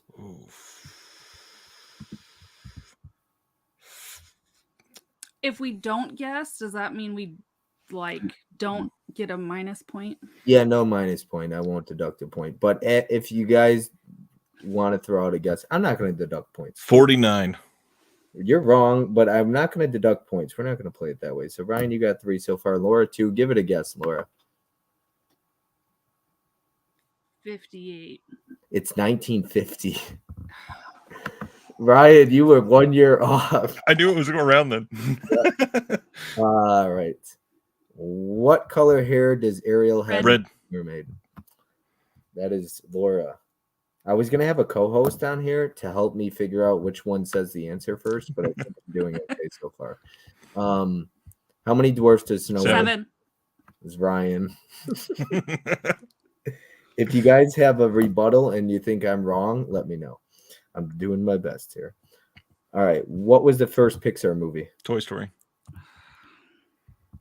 Did you know that one too, Laura? You did. Yes, I was about to say it. He's just fast. He's really fast. I think the next one here. Who brings Pinocchio to life? The fairy. The fairy. The blue fairy. The name. There's a name. Because I don't know what that. Oh, fuck. Yeah. Starts with the G. Yeah, I know that. Oh, she knows this. Guinevere. That is not the answer. Laura gets an answer or gets a guess. I feel like it's Glinda or something like that. It's Wizard of Oz. I know. It's Geppetto. No. That's his owner. Wait, hold on. Am I on the wrong answer here? Hold on. No, that's the right one. Who brings Pinocchio to life? It's Geppetto. I got that. I'm pulling these off Google. I guess at the end, maybe, if that's how they're... Well, it's not even Geppetto that does it. No, the fairy brings him to life. Geppetto wishes for it. Right. We got a lot of different answers. Geppetto here, Geppetto, Gandalf. Johnny, I'm beating you. 7. It's just the chat playing along right now. So I'd shop at Big Ed's. That's the adult toy store next door. Next one. Here we go. What color eyes does Cinderella have? Blue, I'm guessing. That was Laura. And you were right, Ryan, but Laura beat you to it. Who composed the score of Toy Story? Randy Newman. Ryan. If it has to do with composing or years or directed or whatever, nope. No. All right. Which Disney character sings Kiss the Girl? Sebastian. Sebastian the Crab. That's Laura. What were Mickey Mouse? Steamboat. Oh, what were his first words? First spoken words. I don't remember what they actually are. I remember it was in Steamboat Willie, I think. But I don't remember what the words were. Let's see if the chat knows. I thought so. Ms. Sebastian, the Blue Fairy, Randy Newman. Yep. Spaghetti is right. Nobody knows yet. That's all, folks. Hot dogs. He says hot dogs. Yep. I remember that now. Okay. Yeah. She said. Where were we? Duchess is a mother to how many kittens in the? 3. That's correct. Didn't even get to the Aristocats. She's like, you know what? You want to play this game? We're not going to let me finish. Okay. I'm gonna do that to Ryan. Got you, Ryan. That's fine. How many mules are in Hercules? 3 Muses. Muses. Five. Why did I say mules? mules. I'm sorry. Look, Isn't there 5? that's correct. That is 1 point. I can't even read my own handwriting or the computer. That's your era of Disney. I got the classic stuff more. Which Disney princess has a chameleon as a sidekick? Tiana. That is not correct. Oh no! Wait. Nope. Don't say anything. Oh. Chameleon as a sidekick. Dang it! I know what it is too. I don't. That's how it goes. You answer so fast sometimes. Chameleon. I don't know. Rapunzel. It is Rapunzel. That is Tangled. No, I can't believe I got that one wrong. I love it. Rapunzel. Spaghetti says that with I knew Rapunzel. it. I knew it. Why? I don't know why I said That's Tiana. I one haven't for even seen Ryan. Princess and the Frog. 3, 4, Frog. 6, 7, 1, 2, 3, 4, 5, 6. I think it's a tie right now. It looks like it's 7-7. So very close game. 7-7. All right, here we go. What is Mulan's pet dragon called? Mushu. For some reason, I was thinking Moana. I don't know why I saw Mulan and I went Moana. I was like, "Where's the What is dragon?" the emphasis on that. Mulan. Which princess is the oldest Disney princess? Snow White. That is not correct. So it's actually Cinderella. So this was Mizzy was helping me come up with some Disney, and he's like, "This is confusing because then there's another question: who was the first Disney princess?" Snow White. Yeah. So the oldest. I don't. Mizzy's like, what the hell kind Are of? we talking about their age? Mizzy's How like, would we know? when do they say their age? He's like, this is bullshit. All right, so we're gonna avoid those two. I don't know. I'm just pulling these up off the internet. So, I'm not the Disney guy to ask here. All right, I do got one question here. What was Nemo's mother's name? Don't remember. It's been a long time since I've seen that one too.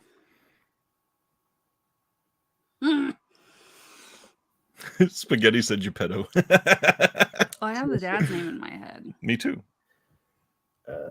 Don't be peeking at the chat, Ryan. Don't be cheating. I think that's how we got Rapunzel. It's not. Yes, it is. There. It is Coral. Coral. Yep.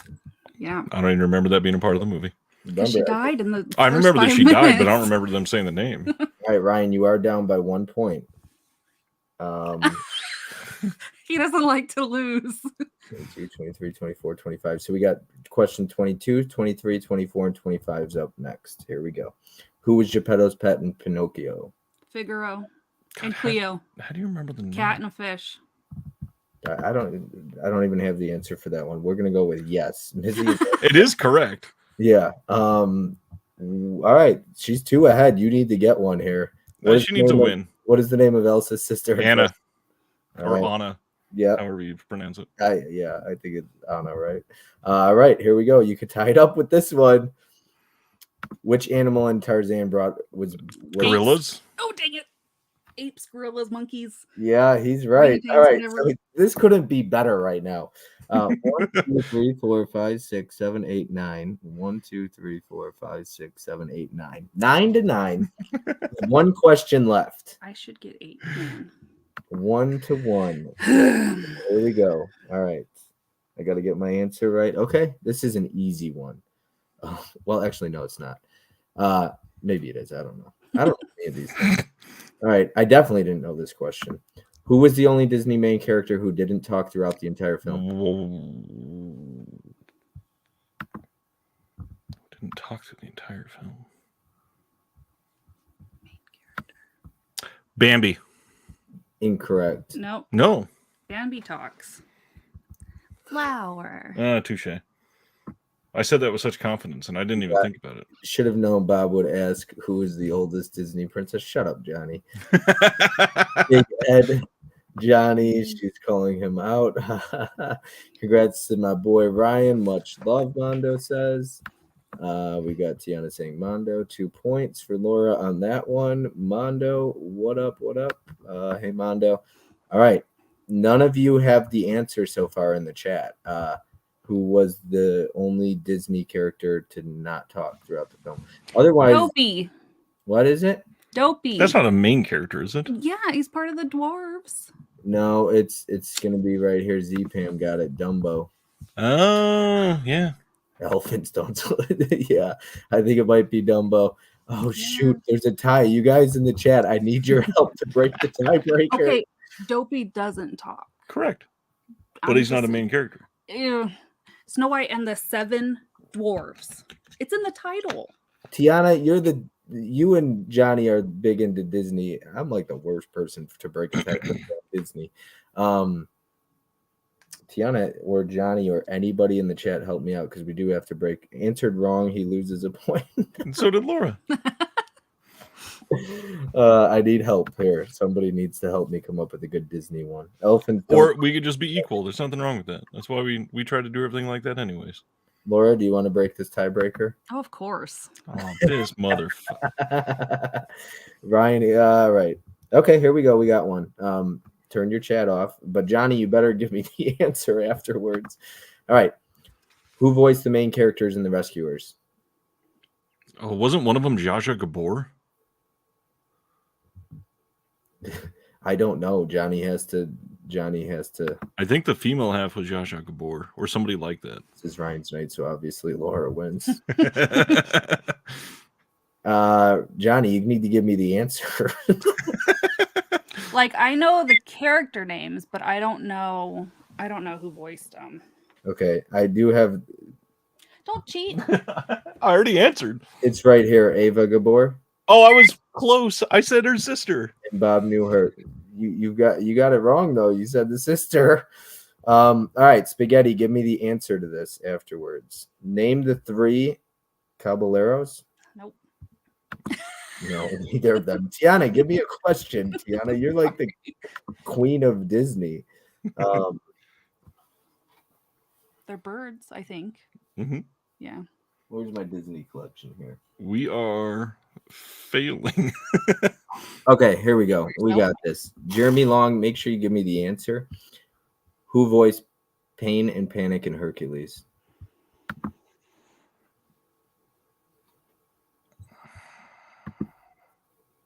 We're going to dive into horror, which is going to be my specialty next. Because I keep going into who voiced the hyenas in Lion King for some reason.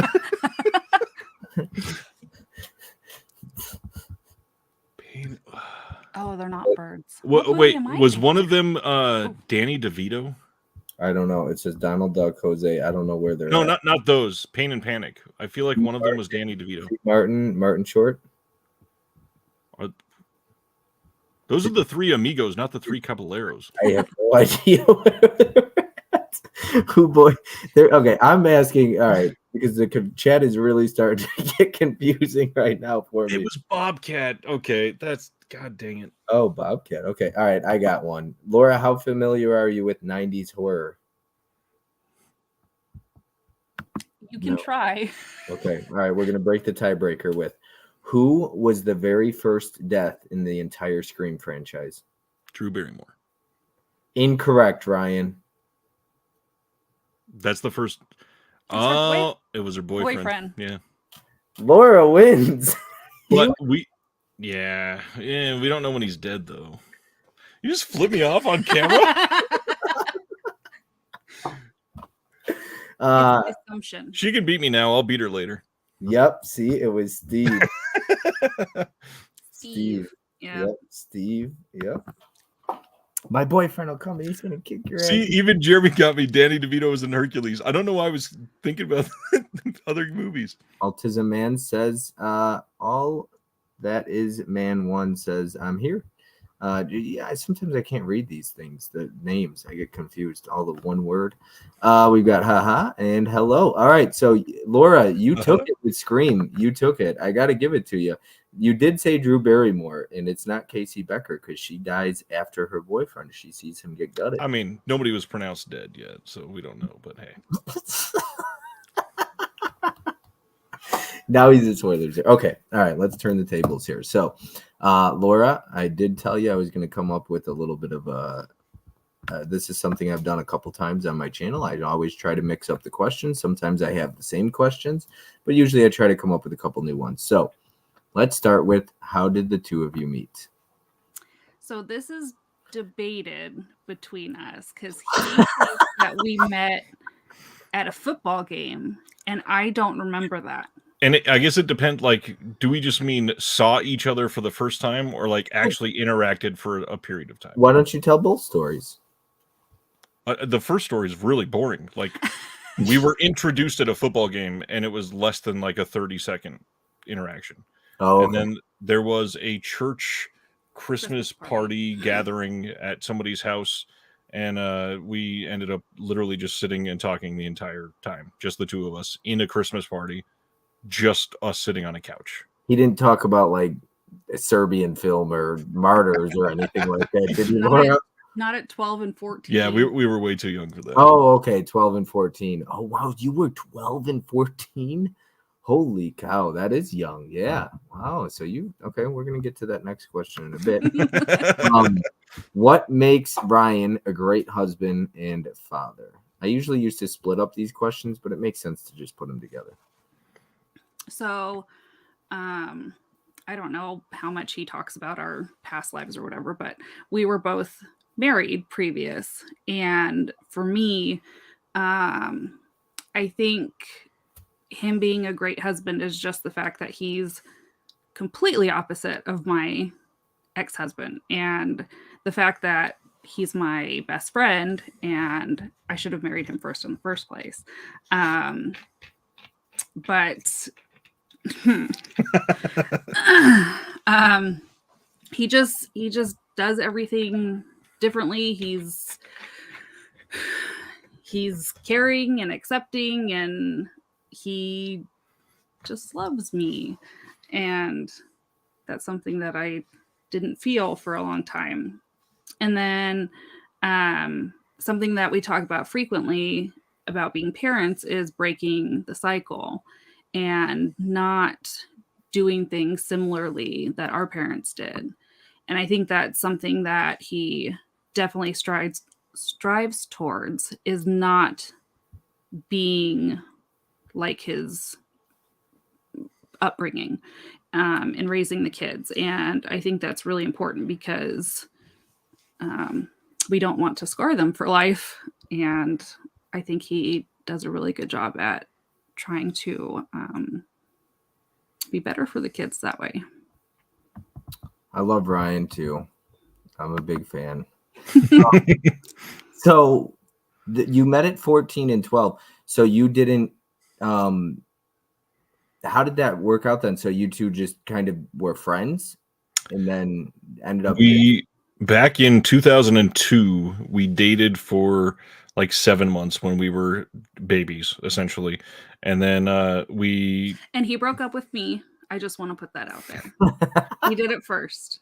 Yeah, so we dated for like 7 months, and then we both just went on our merry way, but we were still like inseparable best friends. We did as much possibly together as we possibly could. I said possibly twice, and I feel like an idiot now. We spent a lot of time together. We went all over the state of California together, went to all kinds of experiences together, stayed in the same circle of friends and all that. And then we both got married in the span of 1 year to other people, and neither one of them were right. And I think deep down we both knew that. And eventually, just through crazy happenstance, we were both going through problems at the same time, and both were in the middle of filing for divorce. And she moved back from being out of state, and we literally just kind of found each other again at the perfect time after all that was done. And here we are. Awesome. Yeah, that's a great story. Thank you for sharing. I do have a couple chats I want to catch up on because there's a question. So first death was the Jiffy Pop on the stove for screen. This is great. Laura won with the 90s horror question. What a night. Tiana says, yay, Laura. Laura, I never want you to let Ryan live that one down, okay? Hello, Mr. I have a bad memory, so I'll try to always remember that I Ryan is beat him. splitting hairs right now. How many dates till first kiss? Many, because we were very young. Okay. Johnny says a Serbian film. Now you're speaking my language. Tiana says, very sweet to hear. Mizzy says, I can't stay and will watch later. But congrats, Ryan, on the Hall of Fame. You are truly the best. And what an amazing story, Tiana says. All right. Next question is, what makes Laura a great wife and mother? Everything.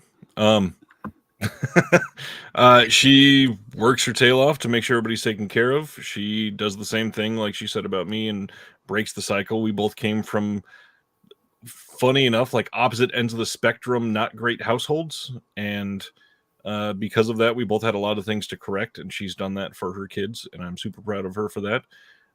She's hot as hell, so that helps too. Yeah.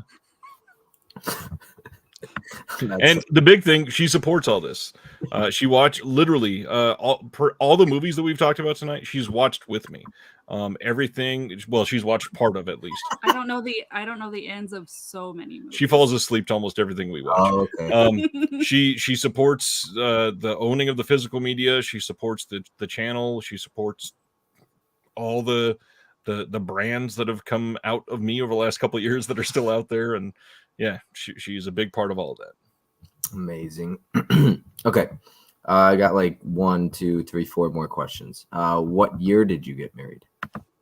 2013. 2013. And that was the third proposal? Technically, yeah. Third proposal. Where's the story on that one? When I was younger, I knew and I asked, and it wasn't like a genuine, we're sticking to this sort of thing. And then because we were just coming out of the divorces and people thought it was weird, I knew that it was going to happen again. So I took her to Griffith Park Observatory overlooking all of LA at night, blindfolded her, made her walk down a dirt path, and at sunset proposed, but in secret. So much so that she wore a ring that I bought for her and proposed genuinely that night for months, but hid it from her family until I proposed in person in front of everybody else at a giant surprise party. That's awesome. That is a great story.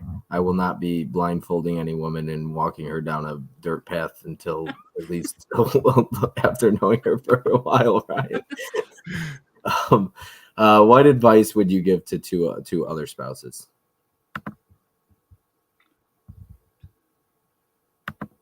Don't nod at me. I just spoke. Your turn. Marry your best friend. That's the easiest thing. If that is the foundation of your entire marriage, everything else is easy. Yeah, no, that's great advice. I like that. Absolutely. Where am I here? Okay, got it. What's something that you appreciate most about one another? As much as I complain about it to him, I appreciate how hard he works. Alarm goes off at like 5:45. He's 10-hour days in an office at a job he hates, but he has 3 other screens up doing disconnected stuff and talking over here to this person and whatever. And so he's like really good at multitasking. And then when she's not exaggerating, by the way. I'm not good at multitasking. And then he gets off work, and if he doesn't have anything pressing to do for Disconnected, it's he cooks or he helps with the kids, or he watches the kids so I can cook. Or it's not like I'm off work, so I'm just going to sit and relax now because I had a long day and just be done for the rest of the night. He's always doing something, and I tell him he needs to slow down and take a break because he will eventually collapse, but he just keeps going. So I appreciate that about him. Ryan and I talked about that even backstage, like hard work and just stuff like that. And even Movie Warehouse had mentioned how it's easy to work hard and like get little sleep when you're doing something you love, though. So because it is difficult. It's definitely difficult to keep going. I would agree with that. Ryan, do you have anything to say? I appreciate most about her, her willingness to take risks. I mean, we made the biggest change in our lives just a few months after we got married, and we both moved to Missouri sight unseen, literally just over 3 months after we got married in 2013. And even though I don't want to live here anymore, it was quite likely the most positive choice that either of us ever survived through our lives so far. It completely changed everything for the better for us. Well, what I thought I remember you were moving or were going to move. You were boxing up all your movies. You were selling some stuff. Whatever happened with that whole thing? We're in the process of it. It's So- when because I'm in the position where I'm not being forced to move for work. We were going through the whole analysis paralysis where I can move anywhere in the country right now, and choosing anywhere is really difficult to narrow it down to one place. But you're going to move. Yes. Gotcha. Well, KB and Nate will not be happy. All right, last question. And me and the 29 other people watching are going to hold you two accountable to this. What's something that the two of you would like to accomplish together in 2024? What's funny is at the beginning of every year, we make a list of things to do for the year, but they're like, fix the toilet or something like that. Do something for yourself. I'll make an easy one then. Go on a vacation finally. Like we have not been able to do anything since maybe the pandemic started. Are you just talking about even just like a weekend trip? You and I, or all four of us? Oh, okay. And I'm not really counting the Iowa trip, but yeah. We before the pandemic, we had talked about something that we were able to do as kids a little bit, me more so than him, I think. Yeah.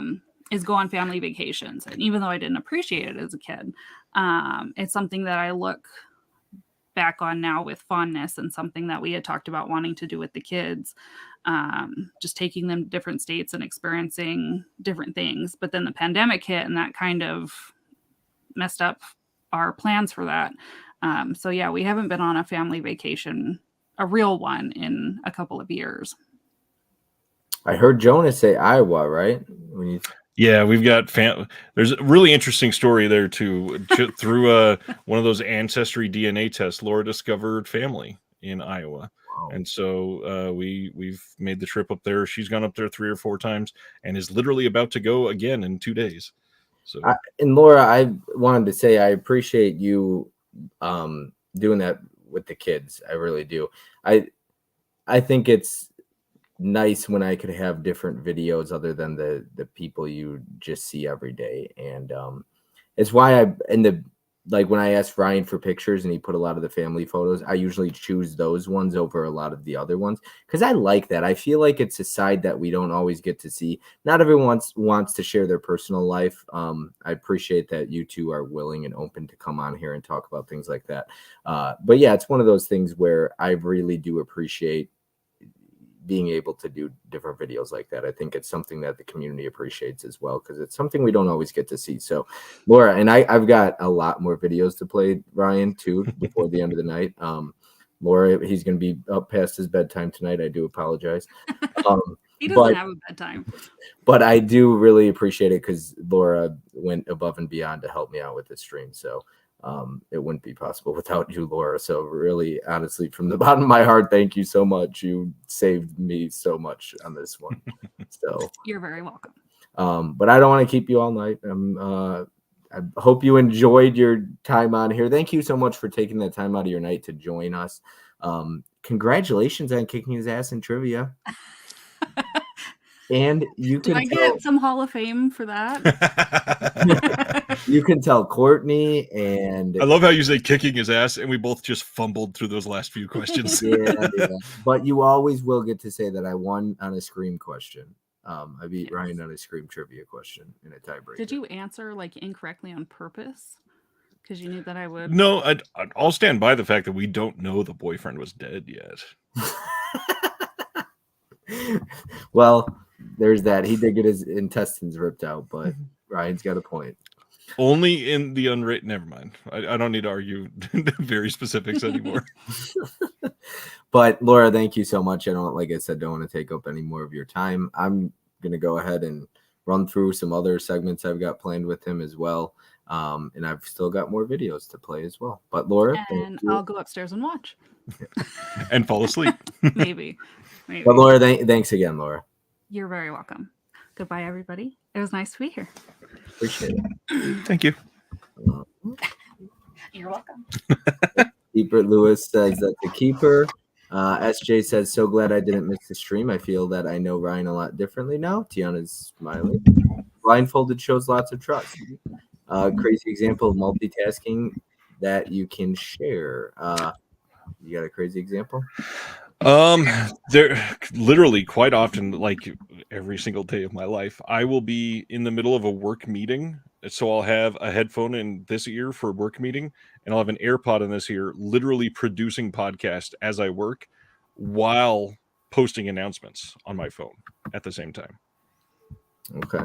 Yeah, I get made fun of because people are like, you're not listening. I'm like, I'm listening. I just can't respond while I'm typing something or doing something. I'm like, let me just focus on the one thing at once.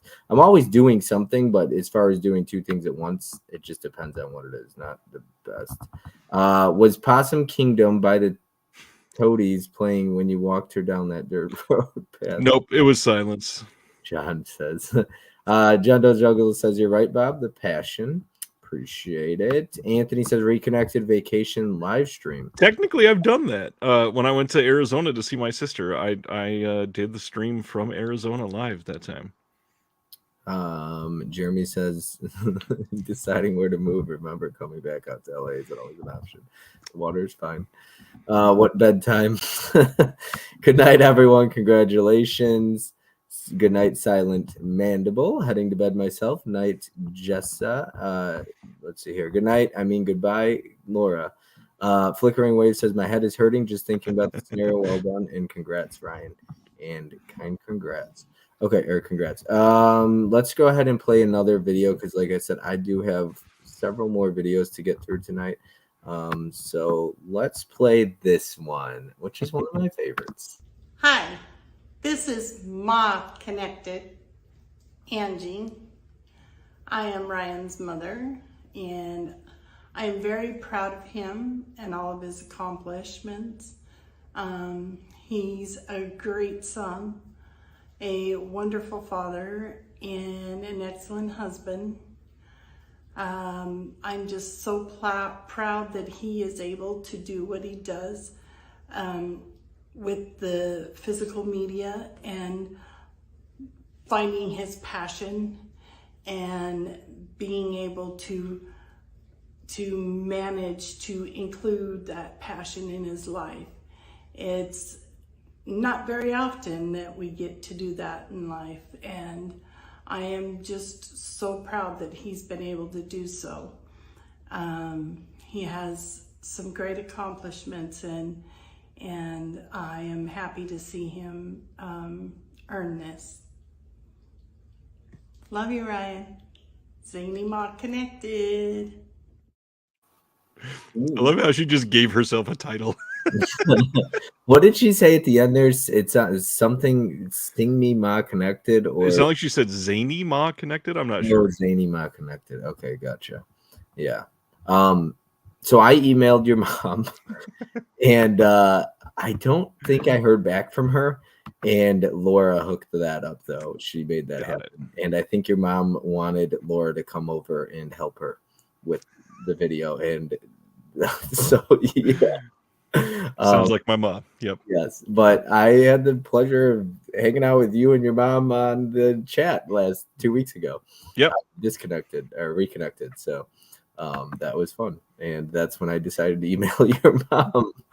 And yeah, and then I think I emailed a few others, but didn't quite get back. So, and then I think one of them didn't send. I tried to email Stan, but I guess it didn't send. I felt bad. So I was like, oh. He's a great dude. Yeah, Stan's a good guy. All right. Because we're sticking with the family, with your mom there, so let's run into this one. And she has 3 kids of her own, 3 sons, I believe she says in the video. Hi everyone, my name is Courtney. I am Ryan's sister. This is my son Toby, my son Joey, and my other son Rocky is off camera. Anyways, I just wanted to come on here and say a huge congratulations to Ryan for getting this recognition. For those of you who don't know Ryan personally, that sucks. I'm so sorry for you. Ryan is the coolest person ever. He is a fantastic dad. He's a wonderful brother and an amazing husband. And he's really, really passionate about the like physical media collecting space. And I think that really comes through in all of the videos and all the interviews he does. And he is just incredible. And he deserves recognition like this. He deserves praise like this. And he just deserves a whole lot. And I'm really, really proud to see that he's getting this type of recognition. Ryan and I like to joke around with each other a lot. Like a lot. That's always been our thing. But in all seriousness, Ryan is one of the top 3 people I know in my entire life. The way that he cares about things and his work ethic and just the life that he's building for himself and his family is really inspirational, and it's really fun to watch. And there's a lot of things in my life that I couldn't have done without his support and his encouragement. And he deserves all of the support and encouragement right back. So congratulations, Ryan. As much as you stink, you're wonderful. There's my one joke. Congratulations, Ryan. You're great. We love you so much, and I'm really proud of you, and I can't wait to see all the fun things you're going to do in the future. You said 3 sons, and I was so confused at first. I know, I saw you laughing. Well, she said it. One thing I see with Courtney, by the way, messaging back and forth with her was fantastic. Your sister is amazing. She would have been here live as well if she wasn't crazy busy as well and just had so much going on. But she was interested in being on live. I had some plans for a brother-sister segment, which I have not ever done before. So that would have been the first. Fortunately, we didn't make that happen. But I told you when you did your trivia with her, I thought that was so much fun. I watched that and enjoyed it, and I reached out to my sister. I was like, Erin, do you ever want to be on my channel? And she's like, no. And finally gave me something that she would join for, and I was like, I don't know if I could do that. She said it, Mary-Kate and Ashley ranking, top 5 ranking. And I was like, geez. I've seen plenty of Mary-Kate and Ashley because I grew up with 2 sisters. And I was that age when those came out. I was like, I could probably do that, but I'd have to rewatch all of them. That's hilarious. So I was like, maybe I'll do that. Maybe I'll get her on. But yes, thank you to Courtney for making that. Yeah. I still got plenty more, but one thing all that was very sweet. Would have been better if that laughing witch popped out from the wall at the end, Jeremy says. One thing I realized though about the people that make videos, and in particular for you in this case, it's just the passion and the appreciation and love that people have for you. That's one thing in particular that I always notice. And it's the world. And the way people say how hard you work, man, like that is the one theme that I catch about like all of this. So, and I agree. Sardis says, Sardis says, I love the wall hanging behind her. She must be pretty cool. Dell says, what's up? Tiana says, Dell, congrats, Ryan, Dell. And Tiana, 2 of a kind is obviously their best work. Obviously. Ryan's trivia video with his sister was great. Yes, it was. And then you get to do her makeup. By the way, that wasn't that bad. You should. It wasn't terrible, yeah. Oh, you could have done way worse. If I did my sister's makeup, she would look like, I don't even know what she would look like. God, it would be bad. You better help your sister before she puts you up for sale at 50 cents. Mary-Kate and Ashley DVD tournament, Bob, LOL. Sup, Dale? All right. So I've got so many more videos still to go through. So I'm going to play one more, and then we're going to get into some other things. So I can't decide whose videos to play first. So I've still got 1, 2, 3, 4, 5 in the outro. So 5 videos in the outro. So let's play this one. Hi, handsome. I just want to say congratulations for all of the hard work that you have put into Disconnected over the last couple of years, and nobody is more deserving of something like this than you. I have watched you grow into this amazing person, not just over the last couple of years, but over the last 2 decades of our lives, and I'm so glad that I've been able to be on this whole journey with you. You started Disconnected and weren't sure that it was going to end up going anywhere, and now it is where it is, and you've put so much hard work and thought into it, and you've brought this community of people together to talk about physical media, and it's something I know that you enjoy and that you look forward to doing, even if it's incredibly time consuming. I know it's something that you're passionate about and that you love, and you don't just enjoy doing it for yourself, but you enjoy doing it for other people also. I appreciate all that you do as a dad, as a husband, a friend, a partner, all of those things that you've been for me over the last 2 decades. I'm very proud of you. I'm proud to be your wife. I'm proud to be your best friend, and I love you. She was just on, but I had to get a video in there as well. No joke to make about it. I was too sincere. All right. I'm going to go ahead and run through some questions. I always ask these every Hall of Fame stream. So let's start with, what's a movie that you haven't seen that would shock everyone?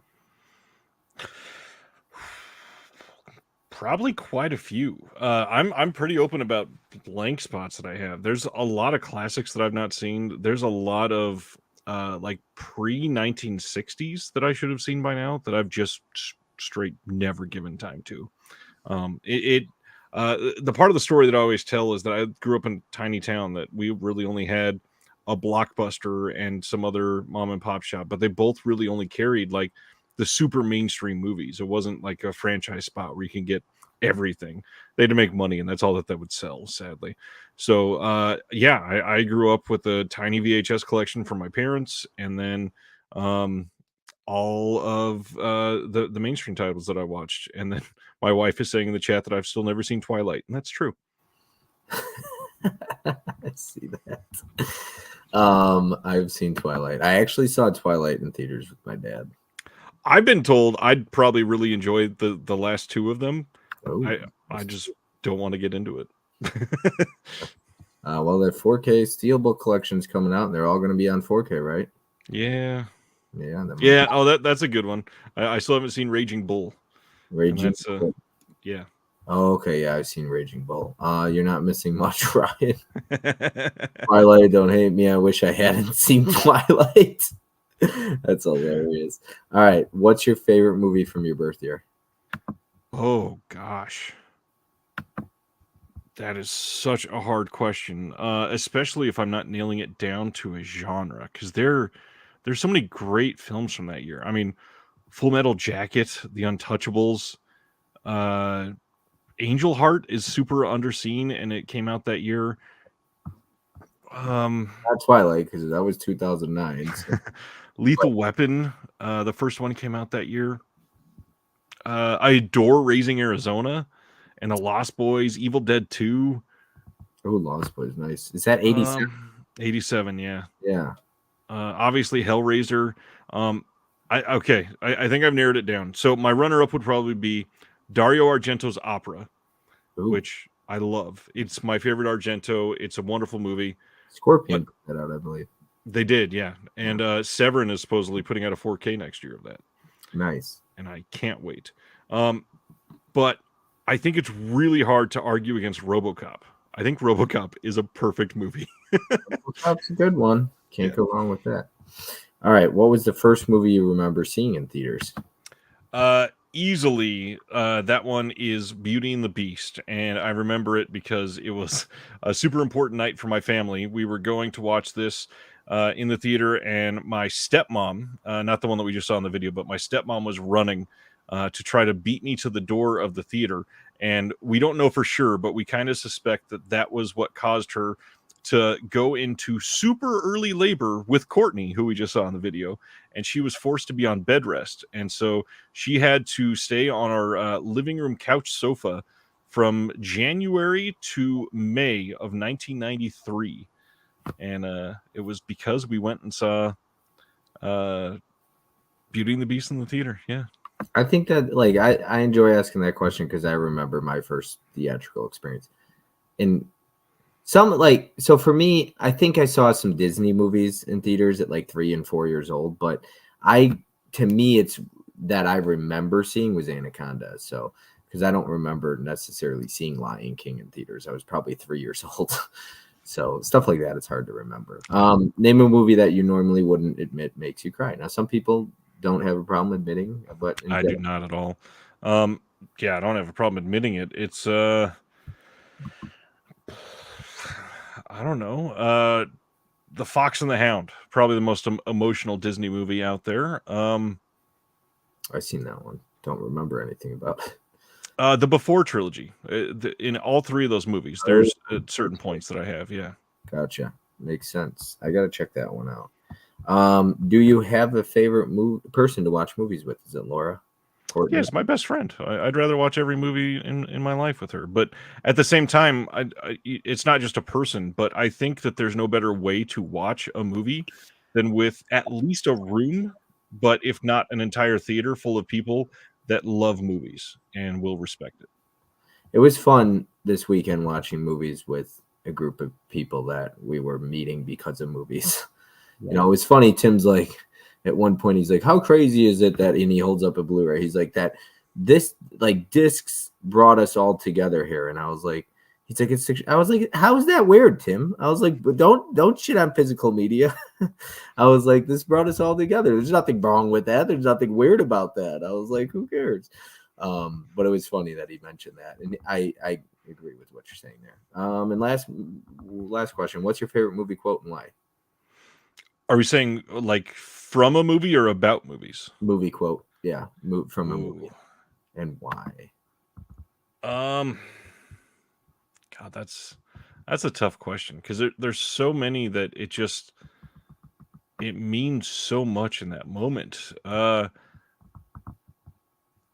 mean, a recent one, probably the last monologue from Everything Everywhere All at Once at the end, but between the daughter and the mother, it brings the entire story together in this poignant moment that just is heartbreaking compared to the rest of the film.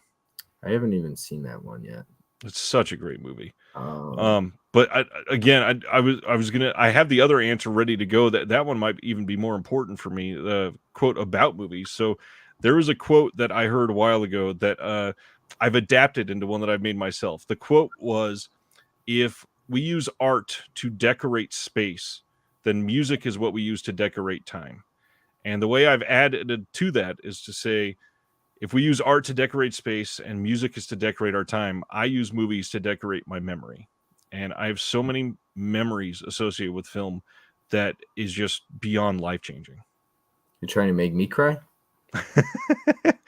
But think about it. Think about how many movies that you can look back on and just have instilled in you that exact moment, what you were wearing, what the people around you smelled like, what you ate that night, all because of what you feel with that film. I was talking to Missy about that today. Like, before I was 10 years old, I could almost remember every movie, every moment I had in the theater with my dad. Yeah. And because, some people, like, he was like, how is Halloween H2O your favorite Halloween night? I rewatched it last night, and it's probably not anymore, but in general, like, my dad introduced me to that one before. I think I can't remember if it was the night 78 or that, but my dad had me watching Halloween H2O on repeat. Like, I watched that as a kid. I Still Know What You Did Last Summer. Yep. Watch that every day, I swear. Urban Legend, Scream. Like, I remember the moment I saw I Still Know What You Did Last Summer, like you're saying, on VHS in my dad's room, calling him up, seeing a TV spot for Scream 3. Like, it's crazy how you remember that. Like you said, it's great. We got KB here saying, sup party people. Don't forget Robin Hood. John Public says RoboCop. KB, hey KB, hey all. I typed it before you said it. Laugh Aloud is tied with two others for my favorite movie of all time. Everything Everywhere All at Once. Ernest Goes to Jail. Spaghetti says, hey KB, hey KB. Fox and the Hound is so sad. Tiana says, damn, that's profound. Ryan, Johnny says, and Ryan, I love that outlook on movies. John Doe Juggalo says, and Movie Warehouse says, Ryan said it perfectly. The memories linked with movies is amazing. Absolutely, and you just don't forget that. Like, Society was dog crap to that. It was fun. It was fun showing them it. I love Society because I've seen Society, and so it was a lot of fun to show them that movie, though. So yeah, I absolutely agree with what you're saying. We've got Mel saying, "Yo, sorry I'm late. I will catch the replay." Jeremy Long says, I have extremely fond memories of watching certain movies over and over again with my dad as a kid. It truly is a time-bending art form. Yeah, I gotta meet Jeremy Long sometime. I want to go to a comedy show that he does. But I don't know if I want to sit front row. Dangerous. As long as he doesn't heckle, I won't heckle as long as they don't get me too bad. Could you said you sat at comedy shows in the front row? Oh yeah, that would terrify me because I wouldn't heckle though. I'm not a heckler. Like I wouldn't do that. But they'll still call you out, huh? They did it to us. Yeah, we did it last year. Oh, jeez. What happened? Can you share the story? I mean, I don't remember what the butt of the joke was, but Ron Funches. We went and saw Ron Funches, and I love Ron Funches. And yeah, we got called out for something. I think he just asked Laura a question or something like that. Okay, gotcha. We have got Mel saying, look at Bobby wearing a tie. Mel, hey Melly, hey Tiana, Mel, and Johnny. All right. Let's go ahead and run through some stuff that I wanted to cover here. I got one more comment. I don't pick on people in the front row. Don't worry about. Is he lying? Oh, I mean, who knows? I haven't seen him live. Who knows? Yeah. Well, what are you doing? What are you doing? Go see him live. Go to LA. Yeah. All right. Let's see here. So I'm going to ask some this or that questions. Okay. Sure. They're pretty standard, but I've asked the majority of these multiple times. Jet Li or Jackie Chan? Jackie Chan, 100%. Okay. Dante's Peak or Volcano? Dante's Peak all day long. Oh boy. Caddyshack or Animal House? Animal House, surprisingly. You know what question I need to ask that I don't have on here? I'm going to add it right now. I'm literally just going to add it. You said Animal House? Good. Yeah. I'm an Animal House guy too. My dad showed me that one. All right. I'm literally adding these. Right. Because I'm sick and tired of this question, and Johnny gives me crap for this all the time. So Armageddon or Deep Impact? That's not even a question. Deep Impact is a terrible movie. Armageddon wins. Yes, thank you. I did not like Deep Impact at all. It's not good. It's not good. I thought Deep Impact was so boring. It is. And Armageddon's exciting. And I saw that one in theaters with my dad too. Well, to be fair, they're both pretty boring, but Armageddon is at least a decent movie. Yes, thank you. Yep. Evil Dead or Evil Dead Rise? Evil Dead. Evil Dead Rise is not a good Evil Dead movie. Oh, you didn't like it? Okay. No, I liked it if they took the Evil Dead words out of it. Yes. Yeah. Bruce Campbell or Sam Raimi? Oh. That's kind of, I mean, it's actor versus director. It's kind of, but they're so core. They are so hand in hand. You got to pick one. You can never watch again. Or never get another thing from. I'll pick Sam Raimi then, because I think he's still got some bangers in front of him. For sure. Billy Madison or Happy Gilmore? Happy Gilmore. Way more than Billy Madison. This is a tough question for you. YouTube or Instagram? YouTube, 100%. Okay. Because I know you're very active on Instagram as well. Pancakes or waffles, bud? Waffles. Pancakes are garbage. I just made pancakes on Sunday for everyone. Cake or ice cream? Ice cream, 100%. Okay, let's see. Skittles or Starburst? Ooh, Starburst. Just because they won't hurt my teeth as much. True. Yeah. Marvel or DC? To watch Marvel, to read DC. Okay. Cookies or brownies? Ooh. I'm going to say brownies because they're harder to fuck up. Screen Factory, Arrow Video? Arrow, easily. Fruits or vegetables? Vegetables. And Coke or Pepsi? Neither. Dr. Pepper all day long. Dr. Pepper, okay, gotcha. All right. Let's get back to my banners here. So we did this or that. So we're going to do a speed round. You just go through as many as you can in 60 seconds, okay?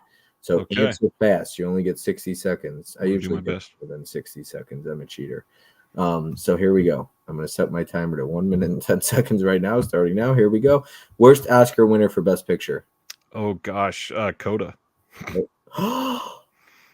Best Best Screen Factory title. You did not say- Ravenous. He said Coda. I can't even focus. Best Arrow video title. Robin Hood, Prince of Thieves. Coda, Ryan, really? Favorite home invasion movie? Oh, Strangers. Okay, yeah, that's a good one. Best Kino Lorber title. Mystery Men 4K. Least favorite actress. I don't like saying least favorite. Oh, okay. I don't know. Skip. Pass. Most overrated movie. Rosemary's Baby. Most violent movie.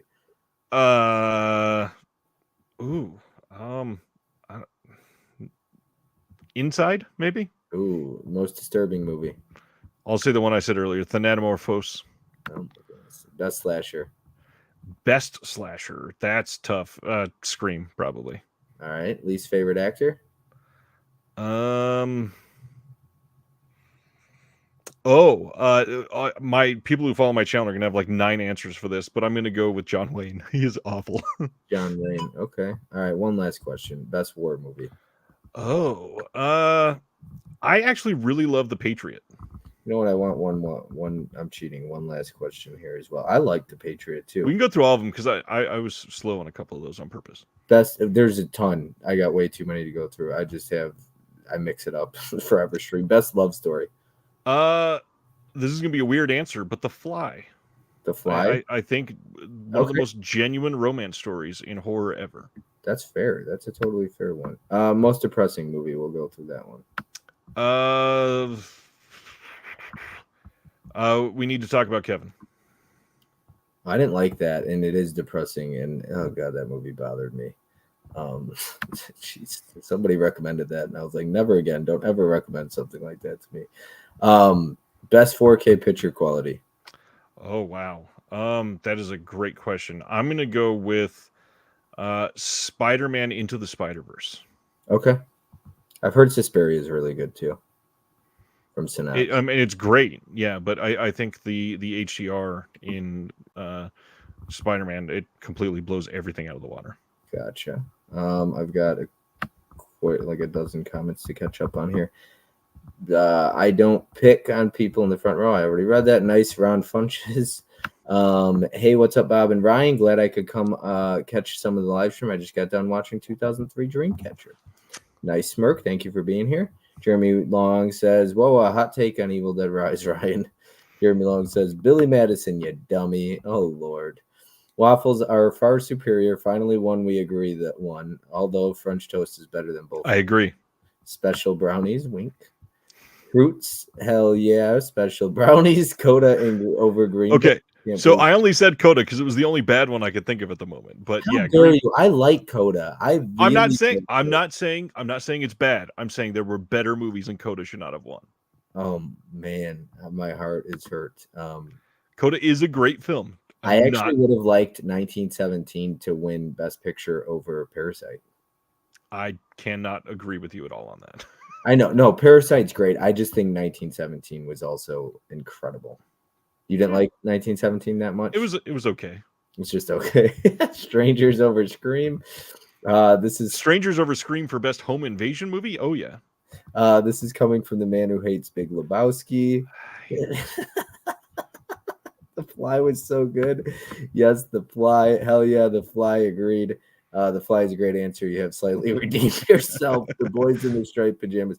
Oh, The Boy in the Striped Pajamas could be up there for most depressing movie. Easily, yeah. Completely agree. Good call. Can't wait to watch it. The Artist was a bad Oscar winner, and I cannot agree with you on that either, Bob. I love 1917. I like Parasite as well, though. All right, let's go through yes or no questions. Does pineapple belong on pizza? Absolutely. That we talked about that before, and I was so excited when you said that. Thank you. Good. Thank you. Yes. Sweet and savory. That's the way to do it. Absolutely. Everyone in the chat who disagrees with me and Ryan on this, you are wrong. That's absolutely wrong. Would you ever try stand-up comedy? Yeah, actually. This is kind of funny because one of the precursors to the channel, I'd become a supervisor with the federal government, and I was trying to work on public speaking. And everybody's boring answer to how do you work on public speaking is like Toastmasters and stupid stuff like that. And I went and I learned how to be a pub trivia host. And I ran trivia at a bar for about a year and a half until COVID came in. And it changed my life, man. Just the ability to speak in front of people, to do crowd work, to do like full on improv at the drop of a hat was one of the most invigorating, inspiring things to be able to start doing. And I'm so grateful that I started that. So I've got a funny story. The first time I ever did any kind of public speaking at all was my dad's wedding. He asked me to be his second marriage. He asked me to be his best man. And I had to give a best man speech. And so I wrote it, put it on my phone. I did it on, and I got up there and I was nervous, right? This is the first time I've ever gotten up in a crowd of 200 or so, 150 people. And I did the speech, and I had people coming up to me afterwards, like, great speech, great, blah, blah, blah. You did great. I had some lady come up to me and she said, do you ever do any kind of public speaking for a living? She gave me her business card, her card. She's like, well, if you ever want to get into public speaking, give me a call. I was blown away. And after that, though, it's one of those things and I feel like when people give you affirmation, like when you get compliments, people let you know, hey, it could be anything, right? It could be based on looks. It could be anything, public speaking, a stream, it could be whatever it is, a movie you directed, Jeremy doing stand-up, right? When it happens once, I feel like, or multiple people come up to you, you develop confidence. And after that, I was so comfortable when people would we would go to like a wedding or anything like that, or there would have to be a prayer over something. Sometimes people would come up to me and be like, I'm not comfortable. Can you do this? And I was like, yeah, no problem. I don't mind like at all now. I'll get up in front of 500 people and it doesn't bother me. You just go with it. You just got to kind of go with it, I guess. And I enjoy it. I don't know. I actually enjoy being in front of a crowd of people. Depends. Like I might still get nervous at times. You have those. Oh, for sure.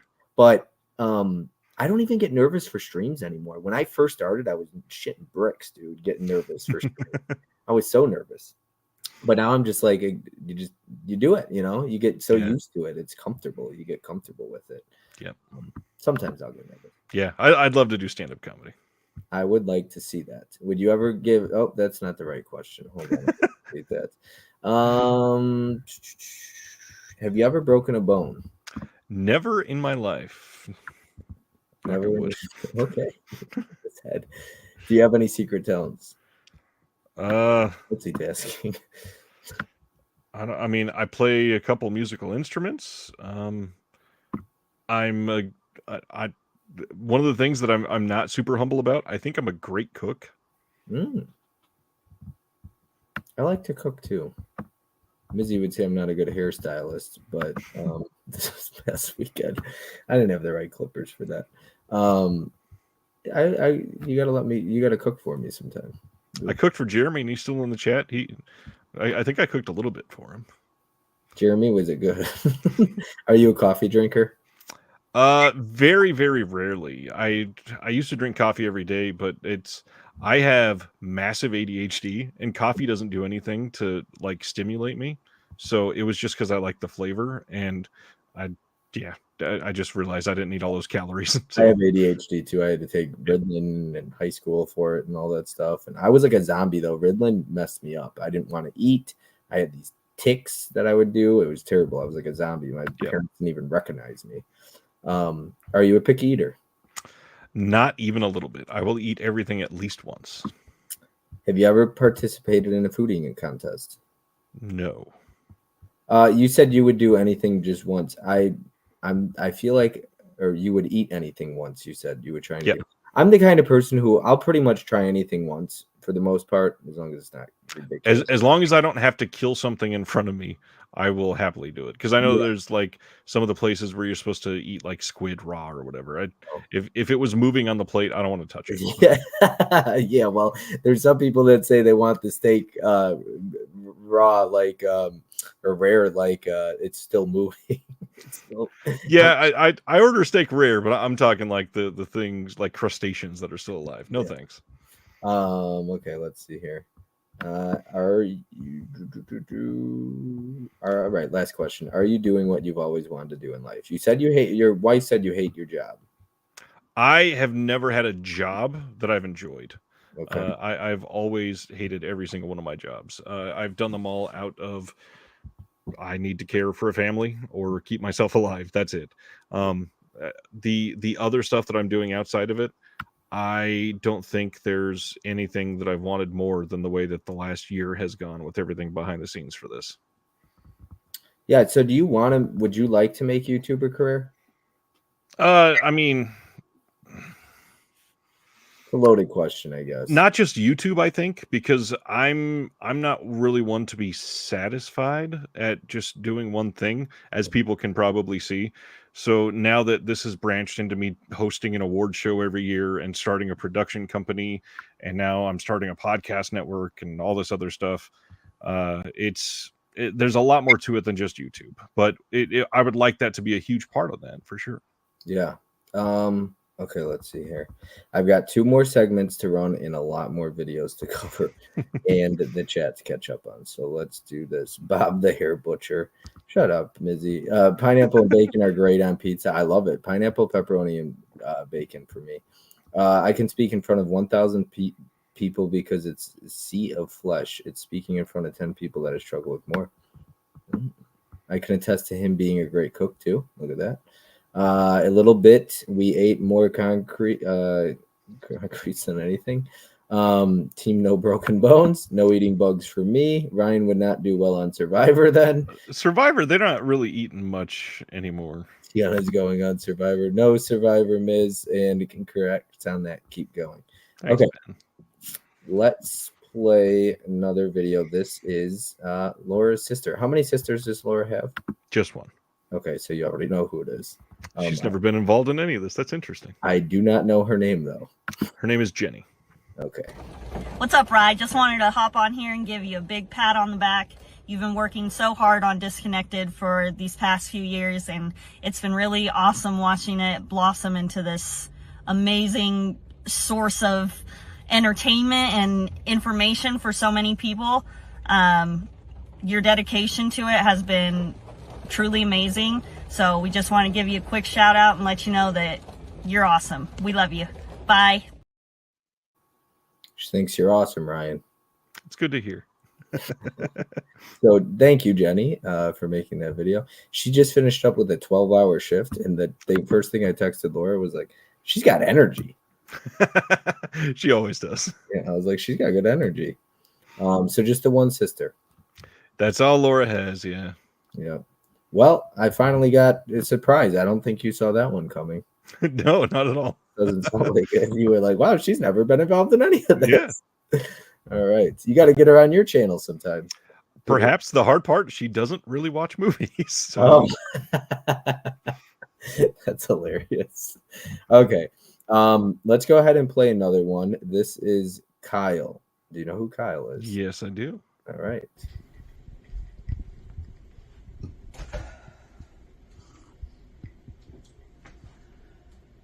Way out west, there was this fella I want to tell you about. Goes by the name of Ryan. We were somewhere around Barstow, on the edge of the desert, when the drugs began to take hold. Anyways, I will put it plain and simple. I love Ryan. I love Ryan the same way that Christopher Nolan loves casting Michael Caine. I think he's as bright as a J.J. Abrams lens flare.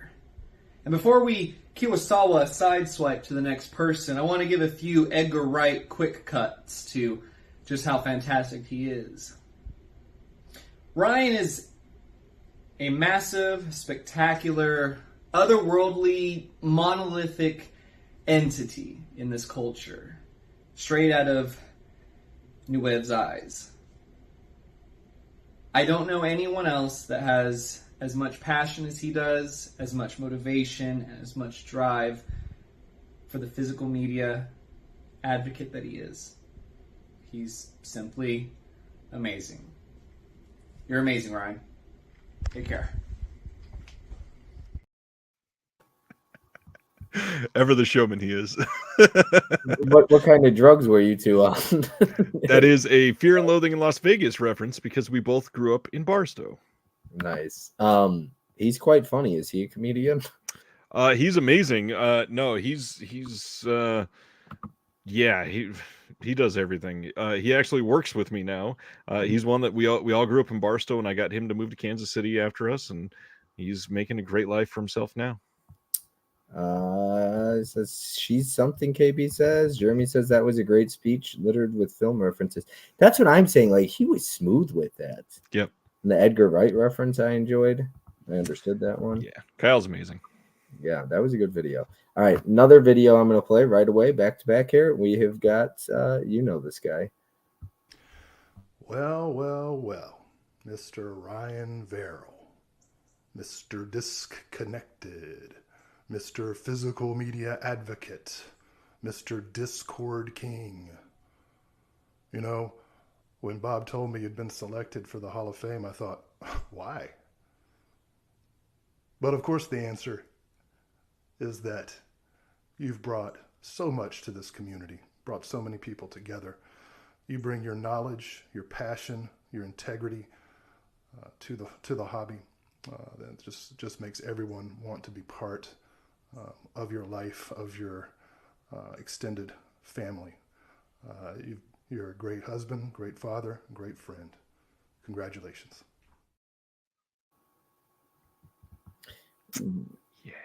Will's a great guy. Will's amazing. Yeah. Reached out to him. He was super kind and like just super respectful. He was just overly nice. And yeah. I'm still completely baffled how we were able to come together. He literally just stumbled upon a video, and it was the first like long form label guide that I had put up on YouTube, and he happened to be at a film conference that got delayed because two people were supposed to be in and they weren't, so he was bored in a hotel room and was looking up Mondo Macabro and found my video on Mondo Macabro, and based on that he was catching up with videos and said, I'm gonna email this guy. And that email last July or August of 2022 started everything with he and I. Now we literally run a company together. Nice. Yeah, he's a good guy. He was willing to do it in a heartbeat. Oh, great. It's Dr. Dodson. Jeremy's funny. All right. I've got two more segments. And it's funny. So I don't want to actually spoil the ending quite yet. But I reached out to somebody to do an outro. They did it for me. Did a great job with it. And then I got another video sent to me. And I was like, well, there's nowhere else to put this video other than the ending and just let the stream close with this. So just a little spoiler into that. But let's go ahead and play this one that was originally going to be the outro until this other person sent me something. What's up, Ryan? It's KB. I wanted to take some time to congratulate you for being entered into the Physical Media Collector Hall of Fame.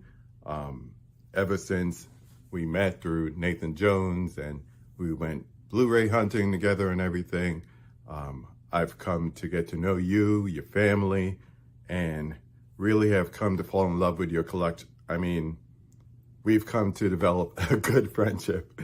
I like your collection. It's pretty nice. So can't go without mentioning that. But seriously, man, you're a great guy. You do so much for this community, from your Discord server to your YouTube channel with Reconnected every Thursday night. And now you're going into new ventures with everything you're doing with the Blu-ray company and visual essays and writing and a zine. And I don't have time to talk about everything that you do, but you're a busy guy now. And yet you still make time for friends such as myself. And I know that Mrs. KB and I can't wait to get with you and Laura and hang out again and dinner, movies, anything else that you want to do, because you'll still make time for us, even though you're like super mad busy. And that's just the kind of person you are. And as far as being a collector, damn. That's all I could say is like, whew. I don't know your numbers, but you are amazing. So if anyone can, raise a glass to Ryan, to the Disconnected, to all his ventures, and to being entered into the Hall of Fame. Cheers, man. You know what we say. Go watch a movie. You said raise a glass. This is what I got in front of me. Same.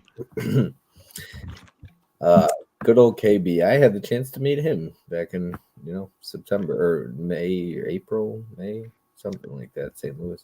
KB is an astonishing character. There's not very many people that I would have chosen to go to a marathon of Nightmare on Elm Street, all 8 of the films back to back in one sitting, after just meeting them.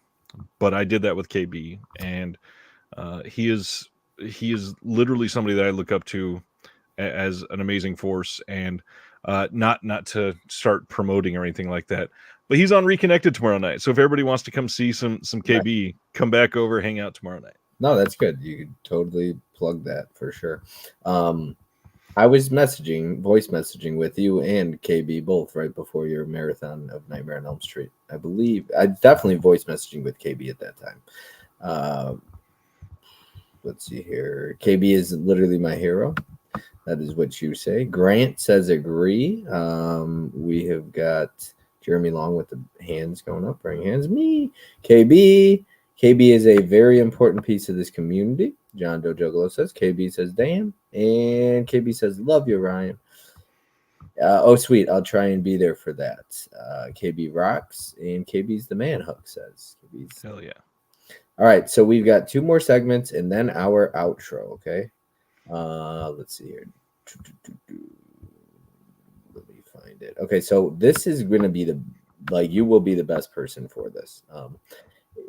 These are not just they either requels, reboots, sequels, whatever. Okay, it's the same name. All right, that's the point here. So it's either original or remake is what it's called, but some of them are not technically remakes. They're just by name. They're got it.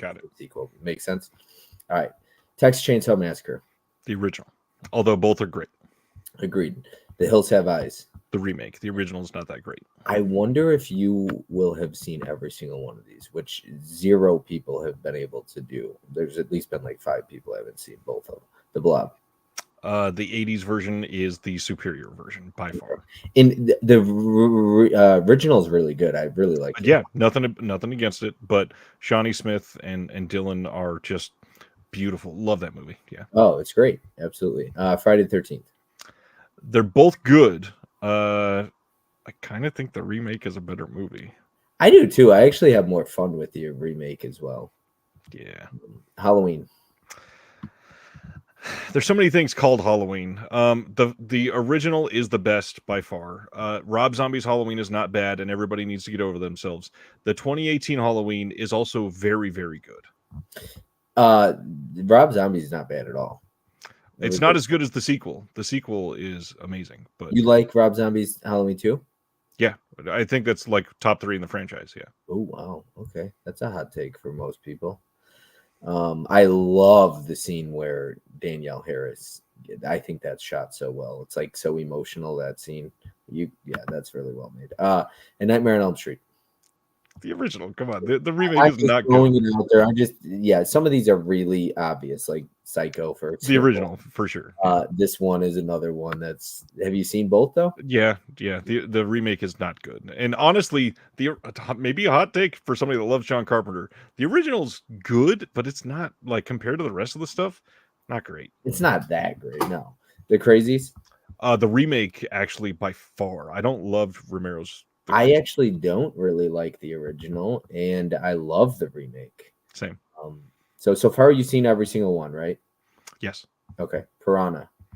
Oh, this one's easy. I love the remake. The remake and 3DD. It's so much fun. 3DD. I actually really like the remake as well. I had a blast seeing it in theaters as well. Dawn of the Dead. This is gonna be another hot take. I don't love either one of them. I think I think the opening to the Snyder Dawn of the Dead is amazing. I think the original Dawn of the Dead is the worst of the original Romero trilogy. Okay. I thought that the first 10 minutes of Dawn of the Dead was remarkable as well. It is. Again, I don't think either of them are bad movies. I just think when you compare Dawn to Night and Day, it's way worse than the other two. That's fair for Night for sure. Day I'd have to rewatch. Cabin Fever. There's like the original easily. Yeah, it's almost shot for shot the remake. Yes, yeah. But they change up Winston to it. I believe they use, if I remember right, I think they literally use the exact same script. Okay, yeah, they just change up the female. The Winston becomes a female in the remake. Yeah, Straw Dog. This is one I've only ever seen the Peck and Paw. Oh, okay. So you haven't seen the remake. Thank you for being. I don't have a reason to though. Thank you for being honest. So we finally stumped him on one. Did you like Peck and Paws? Oh, it's amazing. Yeah. Yeah, that's like the first Criterion movie I ever watched.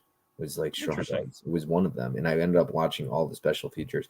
I thought it was so cool. They had like a rape counselor on the special features, or like a sexual like a sex therapist or something, and it was so intriguing to hear what this woman had to say about that, because that scene is so like controversial, I guess. Everyone talks about it, at least. Run a Stranger Calls. Got to go with the original on this. The remake is not anywhere near as tense. Okay, yeah, I didn't like the original. Ooh, this one, they're almost equal for me. I think a couple years ago I would have said the remake, but now that they found all the gore shots for the original, they're kind of about equal. They're both great. Loved them both. They're both incredible. Maniac. Again, they're both kind of incredible, but I think I prefer the Elijah Wood remake. A lot of people really like that movie. Yeah. The Stepfather. You're never gonna beat the original. No, and the remake doesn't really. The Hitcher. They're both not that bad. I got to be honest, but the Why original. did no one ever talk about the remake of The Hitcher, and that is a good remake. It's because people were shitting all over the mid 2000s horror. That's it. Okay, because the remake of Hitcher is really good. Yeah, it's good. It's just not quite as good as the original. They're both really good. That's fair. I'll never forget the fry scene where he's eating a fry. And it's a finger. Candyman. This is a sequel, right? Because yeah, it is a sequel. I do prefer the original, but only barely. I think they're both great. I think the newer one is overlooked a lot. Okay, it was a fun theater experience for that new one. Cape Fear. I gotta go Scorsese. It's hard to argue with. That's one I haven't seen the original for. I need to get on that. It's worth it, but yeah. It. This is gonna piss off a lot of people, but I think It and It Chapter 2 are kind of masterpieces when combined into one. Yeah, I think I might prefer that one. All right, I'm just adding one right now. Where are we? The Fly. Gotta go easily Cronenberg, like by a long shot. Okay, that's fair. The Omen. I prefer the original, but I think that's mostly due to nostalgia. The remake's pretty decent. Okay. Yeah. Death Wish. I don't love Charles Bronson. So first off, I've not seen the remake, but I just recently got all of the sequels, and I'm planning to watch all of the Death Wishes. Ooh, you're not a Charles Bronson guy, though. No, I don't like Bronson at all. Okay, all right, that's fair. Poltergeist, yeah, obvious. This is not even a question. Yeah. Toby Hooper is the GOAT, and the new one is bad. The Last House on the Left. I love my boy Wes Craven, but this honestly is a good answer for earlier too. I think the remake of Last House on the Left is better than the original, but also one of the most sadistic movies ever. The remake. Yeah. Okay, elaborate. I just rewatched. I love the remake. Absolutely love it. The team of goons, or whatever you want to call them, are just like vile. They have no reason really to be doing what they're doing, and all of their choices are just to torture you. They're just awful people. And in the original, it was still like, obviously it was shocking for the time that it came out, but it was kind of tame compared to this remake. Yeah, they had an interesting score every time the knife went in the original. I remember. No, I know Derek's a big fan of the original. It's great. I really like both. I gotta go the remake for me. The scene where the knife goes in the friend, in particular, it's so like it felt so real. You can almost feel that knife going in. But yeah, let's see here. I Spit on Your Grave. The original, hands down. Really, you didn't like the remake? It's okay, but it is nothing compared to the original. So when I saw this in theaters, and I've talked about it multiple times, but I saw it in theaters, traveled to Chicago to go see it with my buddies, and the theater before ours, there was her mother, the woman, the main actress, her mother and father were in the theater before us, and I was like, as a father having to watch that, I know it's acting, but like I could not. If I don't have any kids, but I could never watch like my niece or something play him in a movie like that. Right. That, like it just blew my mind. I was like, I don't know if he walked out. I don't know the details, but like if he couldn't, I'm sure they were warned going into it. Oh, for sure. And you've had to have seen the original. You know, I could add other movies, but they're not same in title. But I'm curious, Lift or Down? I don't know what Down is. Okay, so it's, you know what Lift is though? Yeah. With Blue Underground put it out. Yeah. So Dick Maas actually directed both. Down is an original. It's a remake, but it's an American. So Naomi Watts is in it, James Marshall, and somebody else. It's a remake, but it's just American. And I actually like the American version better, but I love Naomi Watts, so I'm biased. Interesting. Well, and I love Naomi Watts in the Ring remake. I also love Naomi Watts in the Funny Games remake, which is a shot-for-shot remake of the original. Just adding Funny Games right here. I was just adding Funny Games. I like the original, the remake a lot. I have not seen the original. I adore them both. I got to be honest. I rewatched. I think I rewatched the original one last year, and something about the evil kids in the remake are just slightly more off, like unsettling to me. So I think that one works just slightly better for me. I'm adding two more. I'm going to see if you've seen these, and I don't, because I haven't seen the original of either one of these, so they might not be remakes. Just the name, Mother's Day. Mother's Day is an odd one. The original is much better. I don't think really like the remake. It's good, not great to me.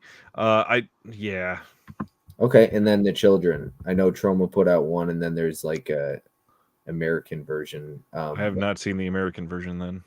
Yeah, it's like, I don't know, it might be Canadian or something, but the remake of Children is really good. Maybe it's not just a name, I'm not sure, but The Children is, I really like the original, the remake. So that is everything as far as that goes. I think I have one last segment, but I did want to catch up with the chat here. We were on that for a while. You did very well. You've seen most of them, but that was fun. I hope you had fun with that. Halloween 2 has Weird Al in it, and therefore it is fantastic. What? Rob Zombie Halloween 2. I loved Rob Zombie's Halloween, but hated the second one. But even he said he did not want to make it, so his passion wasn't in that movie. He did not want to. Got to watch the director's cut of Halloween 2. That's where the love comes out. The remake, he bit my dick off.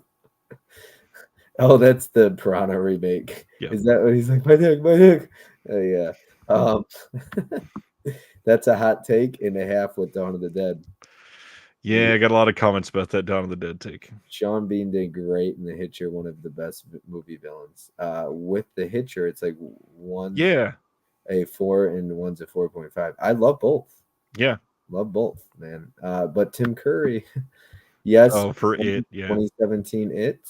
But Sam Rockwell was in the Poltergeist remake. And even he couldn't save it. Love Last House remake. Everyone is hating me for Dawn of the Dead take. Oops, no hate, just confusion. LOL. I love Dawn of the Dead remake. I do too. I'm a girl dad, and watching OG I Spit on Your Grave turned my stomach. No stylish violence. It just looked like real rape. The original I Spit on Your Grave is a really rough watch, even for me. I thought that was a really difficult one. My dad showed me that at a pretty young age too.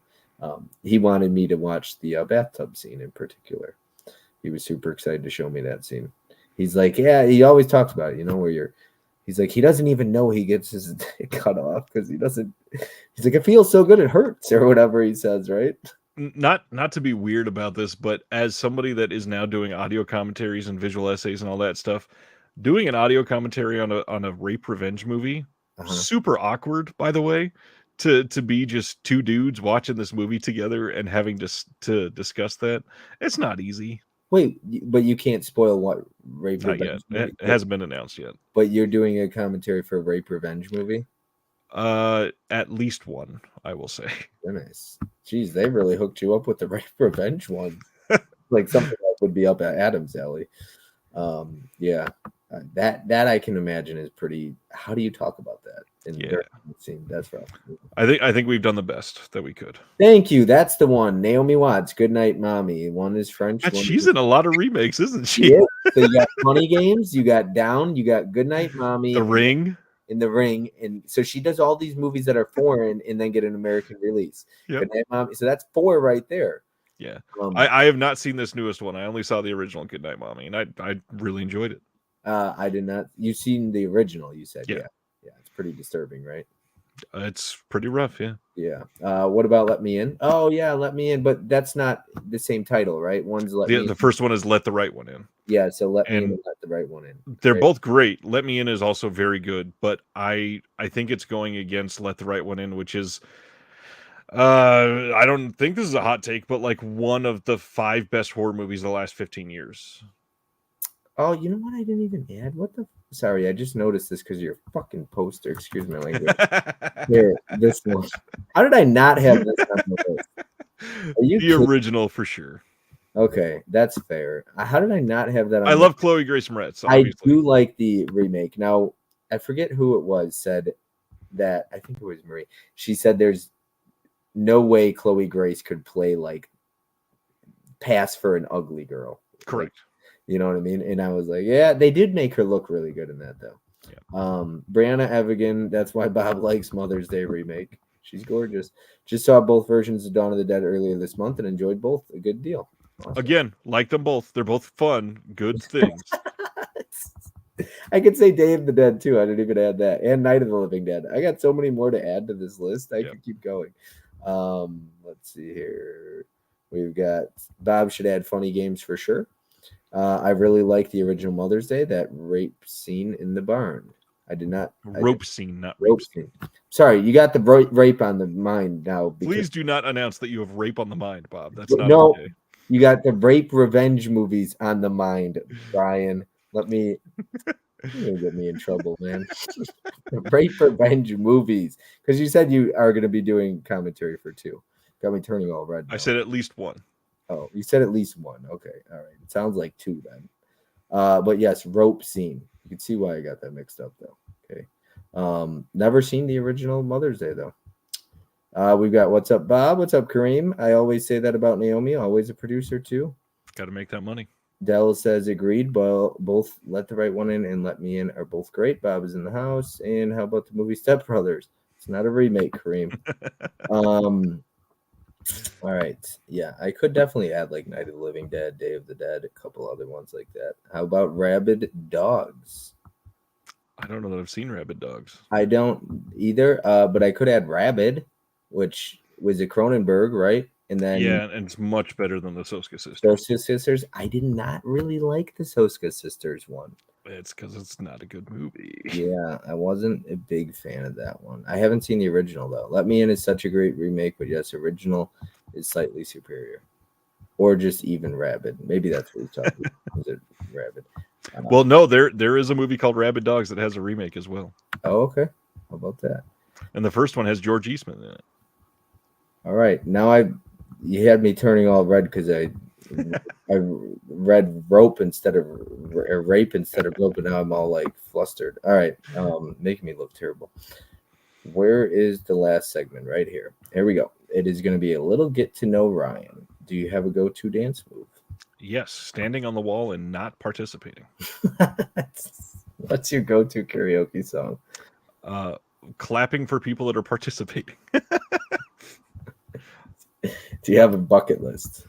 Not a written down one, but I have quite a few things I'd love to do for sure. Okay. What movie would you like to experience again for the first time? Oh gosh. The Muppet movie, the first original. Okay. Fair. What is your dream vacation? A train tour through Europe. Nice. What do you feel most successful at? Lately, developing my interview skills. Nice. That's awesome. No, that's super important too, and you are good at it. If you were to be known for one thing in life, what would you want it to be? Raising successful and kids with integrity. Nice. Great answer. I like the interview question as well. Even doing these, I'm like, I could have turned into better, because sometimes I'd like to get away from as many games and stuff and do more of a interview style questionnaire, almost like KB does a little bit. I love the Soska sisters, but not necessarily that movie in particular. I like See No Evil too. I don't think I've seen their other one, which I can't remember. Suspiria. I didn't put. That's a good one to add. Yeah. How do I not have Suspiria on there? You know why I don't have Suspiria on there? Because I've never seen either Suspiria movies. Oh, good Lord, Bob. Yeah, I know it's bad. Let me add that, and then I'll hold myself accountable when I gotta watch these. I'm gonna recommend you a movie. I want to find out in the next couple of days that you've seen both Suspirias. I really like Dakota Johnson, so I definitely look forward to the remake. I have the original on 4K from Snaps Films. I don't think I have the remake though. ZPAM and that French 2015 remake has an IFC midnight release. I don't know that one. Oh, let's see here. Suspiria is a good one to add. I don't know that one though. That's a good some name remake. Good same name remake. Yes, Suspiria 2. Bob, neither Suspiria. Get on that. Yeah, Jeremy's gonna beat me. Wow, neither. The original is better, but the remake is still really great. It's okay, Bob. I still never seen either Suspiria movies either. That looks like that's our recommendations for the week. It's homework for everybody. John Doe Juggalo. All right. That is everything. I'm pretty sure I just got to make sure I never forget anything because I've done that before. I've forgotten segments. But that's everything. Yes, that is everything. I got one more video to play. Like I said, so this person sent me a video. I was like, hey, do you mind doing a video? And they were like, yeah, no problem. They sent me a video, and it's really long. And it is the longest. Do you have an idea of who it is? I could guess, but I'd probably be very wrong, so I won't. You don't want to guess. Okay. I'm good. Okay. So, yes, it's the longest video I've ever gotten. By far, by like a minute and a half. So I was like, I have to play this as the outro. So I'm going to catch up with the chat. And before we leave, I'll let you kind of promote your channel, talk about the stream you got tomorrow with KB. It's okay, Bob. If you watch the original Suspiria, I would recommend playing it as loud as you can. That's what I've heard, and I live in an apartment, so difficult for me to do. Like the Suspiria remake, never saw the OG. Congrats again, Ryan. Good night, guys. Great stream. Congrats, Ryan. Well deserved. So, Ryan, what I'm going to do here is I'm going to put you full screen. I'm going to give you the floor, and then after you are done talking, I'm going to go straight into that video, and that will end the stream. You got it. All right, so I'm going to sign off here. I'm going to put Ryan on screen. Thank you, everyone who came. I've actually stayed awake for Suspiria. Laura says, so glad I read that comment. What is Ryan's go-to movie watch? I thought you were going to say I stayed awake for this whole stream. Well, that's an achievement, too. What is Ryan's go-to movie to watch when bored or having a down day? That's a good question. This is going to be a boring answer. I don't really rewatch stuff all that much. So I'm not going to have a go-to movie. I want to discover new films all the time. That's fair. Absolutely. Damn, Harak. Can you pronounce that? I can't. Yep. Harikiri. Harikiri. Didn't even get a pause. Essential viewings from two Japanese master folks. Give great live tonight. Cheers. Yeah. It's another one that has a remake that people need to see. I've only ever seen the original, though. So when I can't pronounce a comment, sometimes I'll skip over it. I'm back. Did you miss me? Amazing stream, Bob. Congratulations, Ryan. Caveman, we're ending the stream now. Flickering Wave says, as crazy as it seems, I feel like the best is yet to come for Ryan and his future endeavors. That's a nice comment. Jeremy Long says, congrats, Ryan. So well deserved. Jeremy says, what a great show, Bob. So much fun to watch and participate. Great stream tonight, Bob. And congrats again, Ryan. Thank you, guys. I really appreciate it. Thank you so much for the kind words. Ryan, take it away and talk about your channel and where they can find you, all that good stuff. You should be in the link in the description or in the description down below with your link. First, I got to say thank you to Bob and everybody for watching and hanging out, participating tonight. Bob is fantastic for doing this and hosting it and reaching out to everybody. That means a lot to me. It's great to see all the faces. As for what I do, there's too much, so I will try to be as brief as I possibly can, because everybody that said this tonight is not exaggerating. I do too much. Every single week, Thursday at 9:30 p.m. Eastern, 6:30 p.m. Pacific, I do a live show going over all of the announcements for the week. We dive into the special features, what we think about them, and I say we because it is me and a guest.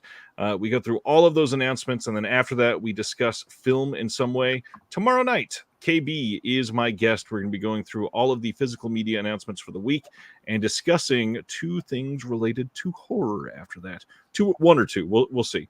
And it's going to be a great time tomorrow night. Other than that, I usually put out an interview every single Monday. I have 3 or 4 scheduled that have already been recorded for the next month already. So there's some great stuff coming, including a director of one of the, in my opinion, best horror movies of the 21st century.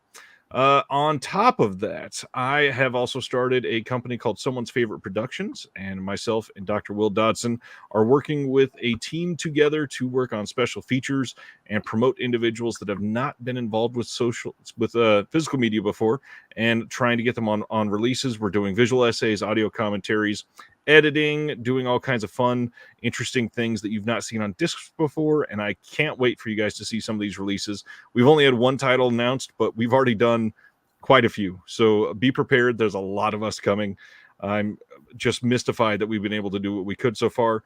And the last thing I'll throw out there, I hate bringing this up because it has to deal with money, and that's always awkward, but I have a Patreon, patreon.com/Disc-Connected. I am most active there. If you come in at the 2nd tier or 3rd tier, you get access to the Discord, and it is, in my opinion, the best place on the internet for people that are involved in physical media. We are accepting to everybody. We have discussions that sometimes last all day, multiple days.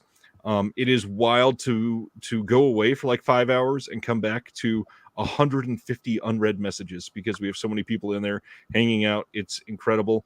And there's lots of things that you can get through the Patreon, including handwritten notes throughout the year from me, or a written piece from me that I've prepared for you. The newest thing that I think is really exciting is a zine that I've been doing for the last 5 or 6 months. And every single month on the 15th or so, I literally release what is basically a magazine. It's usually somewhere between 15 to 18 pages long, and it is going over what is going to be announced, what has been announced, news and physical media. There are exclusive interviews in there. But the biggest thing, we are putting full-on editorials. People that are involved in some of these labels, people that are involved in physical media are recommending movies, are writing. This month, Stan Geezy, the one that we were just talking about a minute ago, he wrote this long piece about how pornography saved the physical media market in the 80s, and it's incredible. It's a wonderful piece. If you've never checked that out, you can get it on my Patreon if you sign up at the $12 level, or you can buy that on Amazon by looking up The Physical Media Advocate, and I'll shut up now. Hello, everyone. It's me, writer, comedian, amateur birdwatcher, Dave Grohl lookalike, and frequent Disconnected guest, Jeremy Long. And I'm here to congratulate my friend Ryan on whatever the hell this is for. I'm recording this even though I'm currently sick as a dog, which you may be able to tell by my voice. And I hope you don't mind if I take some periodical sips of water throughout here. But anyways, what I was saying was I'm still recording this even though I'm very sick at this current moment, because I love my friend and life partner Ryan so dearly. Well, that and the end of the month is coming up soon, and Bob offered to pay me above scale. But mostly the first thing. It's an honor to record a little something for my dear friend Ryan and his big achievement. More than an honor, really. It's an obligation. What could I possibly say about Ryan that hasn't already been said time and time again? You know, he's handsome, clever, witty, generous, Sorry, Bob, I can't read Ryan's handwriting. Well, we'll just skip that part. Even though I'm getting paid by the minute. You know, can't do that either. Here we go. You know that there's this unspoken rule at any kind of award ceremony type thing, even virtual, that no one else is supposed to look better than the honoree who's accepting the award. And even though there's nothing I could personally do short of putting a bag over my head, I would like to thank Bob and the other video submissions for doing their part tonight. You know, Ryan has done so much for the physical media community, my apologies. Give me some slack, I'm sick. Literally, you couldn't list them all in one video, though that won't stop me from trying because, as I mentioned earlier, I am getting paid by the minute. My apologies. Between his rapidly growing YouTube channel, which just has a wealth of information for all of us physical media peeps, to the Physical Media Advocate, online magazine that Ryan works tirelessly on month after month for all of us, to the goddamn Shelf Shock Rewind Awards, for crying out loud, the first and only still award ceremony solely dedicated to the physical media community and physical media releases. I mean, come on. That's just to name a few. Everything in between. There's literally too many to list. I remember when Ryan first started his YouTube channel, and I said, I'd give it 6 months. Pause for laughter. I kid. I was so proud of him, to be completely honest. And when he asked me to be a guest on it for the first time, I was obviously very flattered and beyond honored to accept. And, you know, nowadays it's the thing I get recognized the most for out here in Los Angeles. 13 years of comedy down the toilet. More than his contributions to the physical media community, though, Ryan is truly one of the best friends a man can ever ask for, or a woman. He's the type of friend who will listen to your 15-minute voice messages every day without complaining. He's the type of friend who mistakenly convinces you to go see a full-fledged male porn at a sold-out public theater.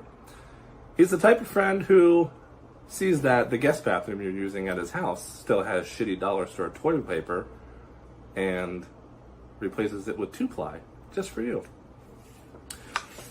All joking aside, and this is the end, so you can tell that I'm being sincere now. Ryan's like the brother I've never had. And I have never had a brother because I'm an only child. And I mean that sincerely. It feels weird if a day goes by where we don't talk. I admire him. I'm impressed by him on a daily basis. He genuinely has the most outrageous work ethic I've ever seen from anyone in my lifetime. Even if he got some kind of award or recognition on a daily basis, it still wouldn't be enough to truly capture what he does for this community. Congratulations, buddy. I can't think of anybody who's more deserving of whatever the hell this is. But to 1,000 more, because it's still not enough. And thanks for being my friend. And thanks, Bob, for having me. And I think that's it. All right. Am I done? Back to bed.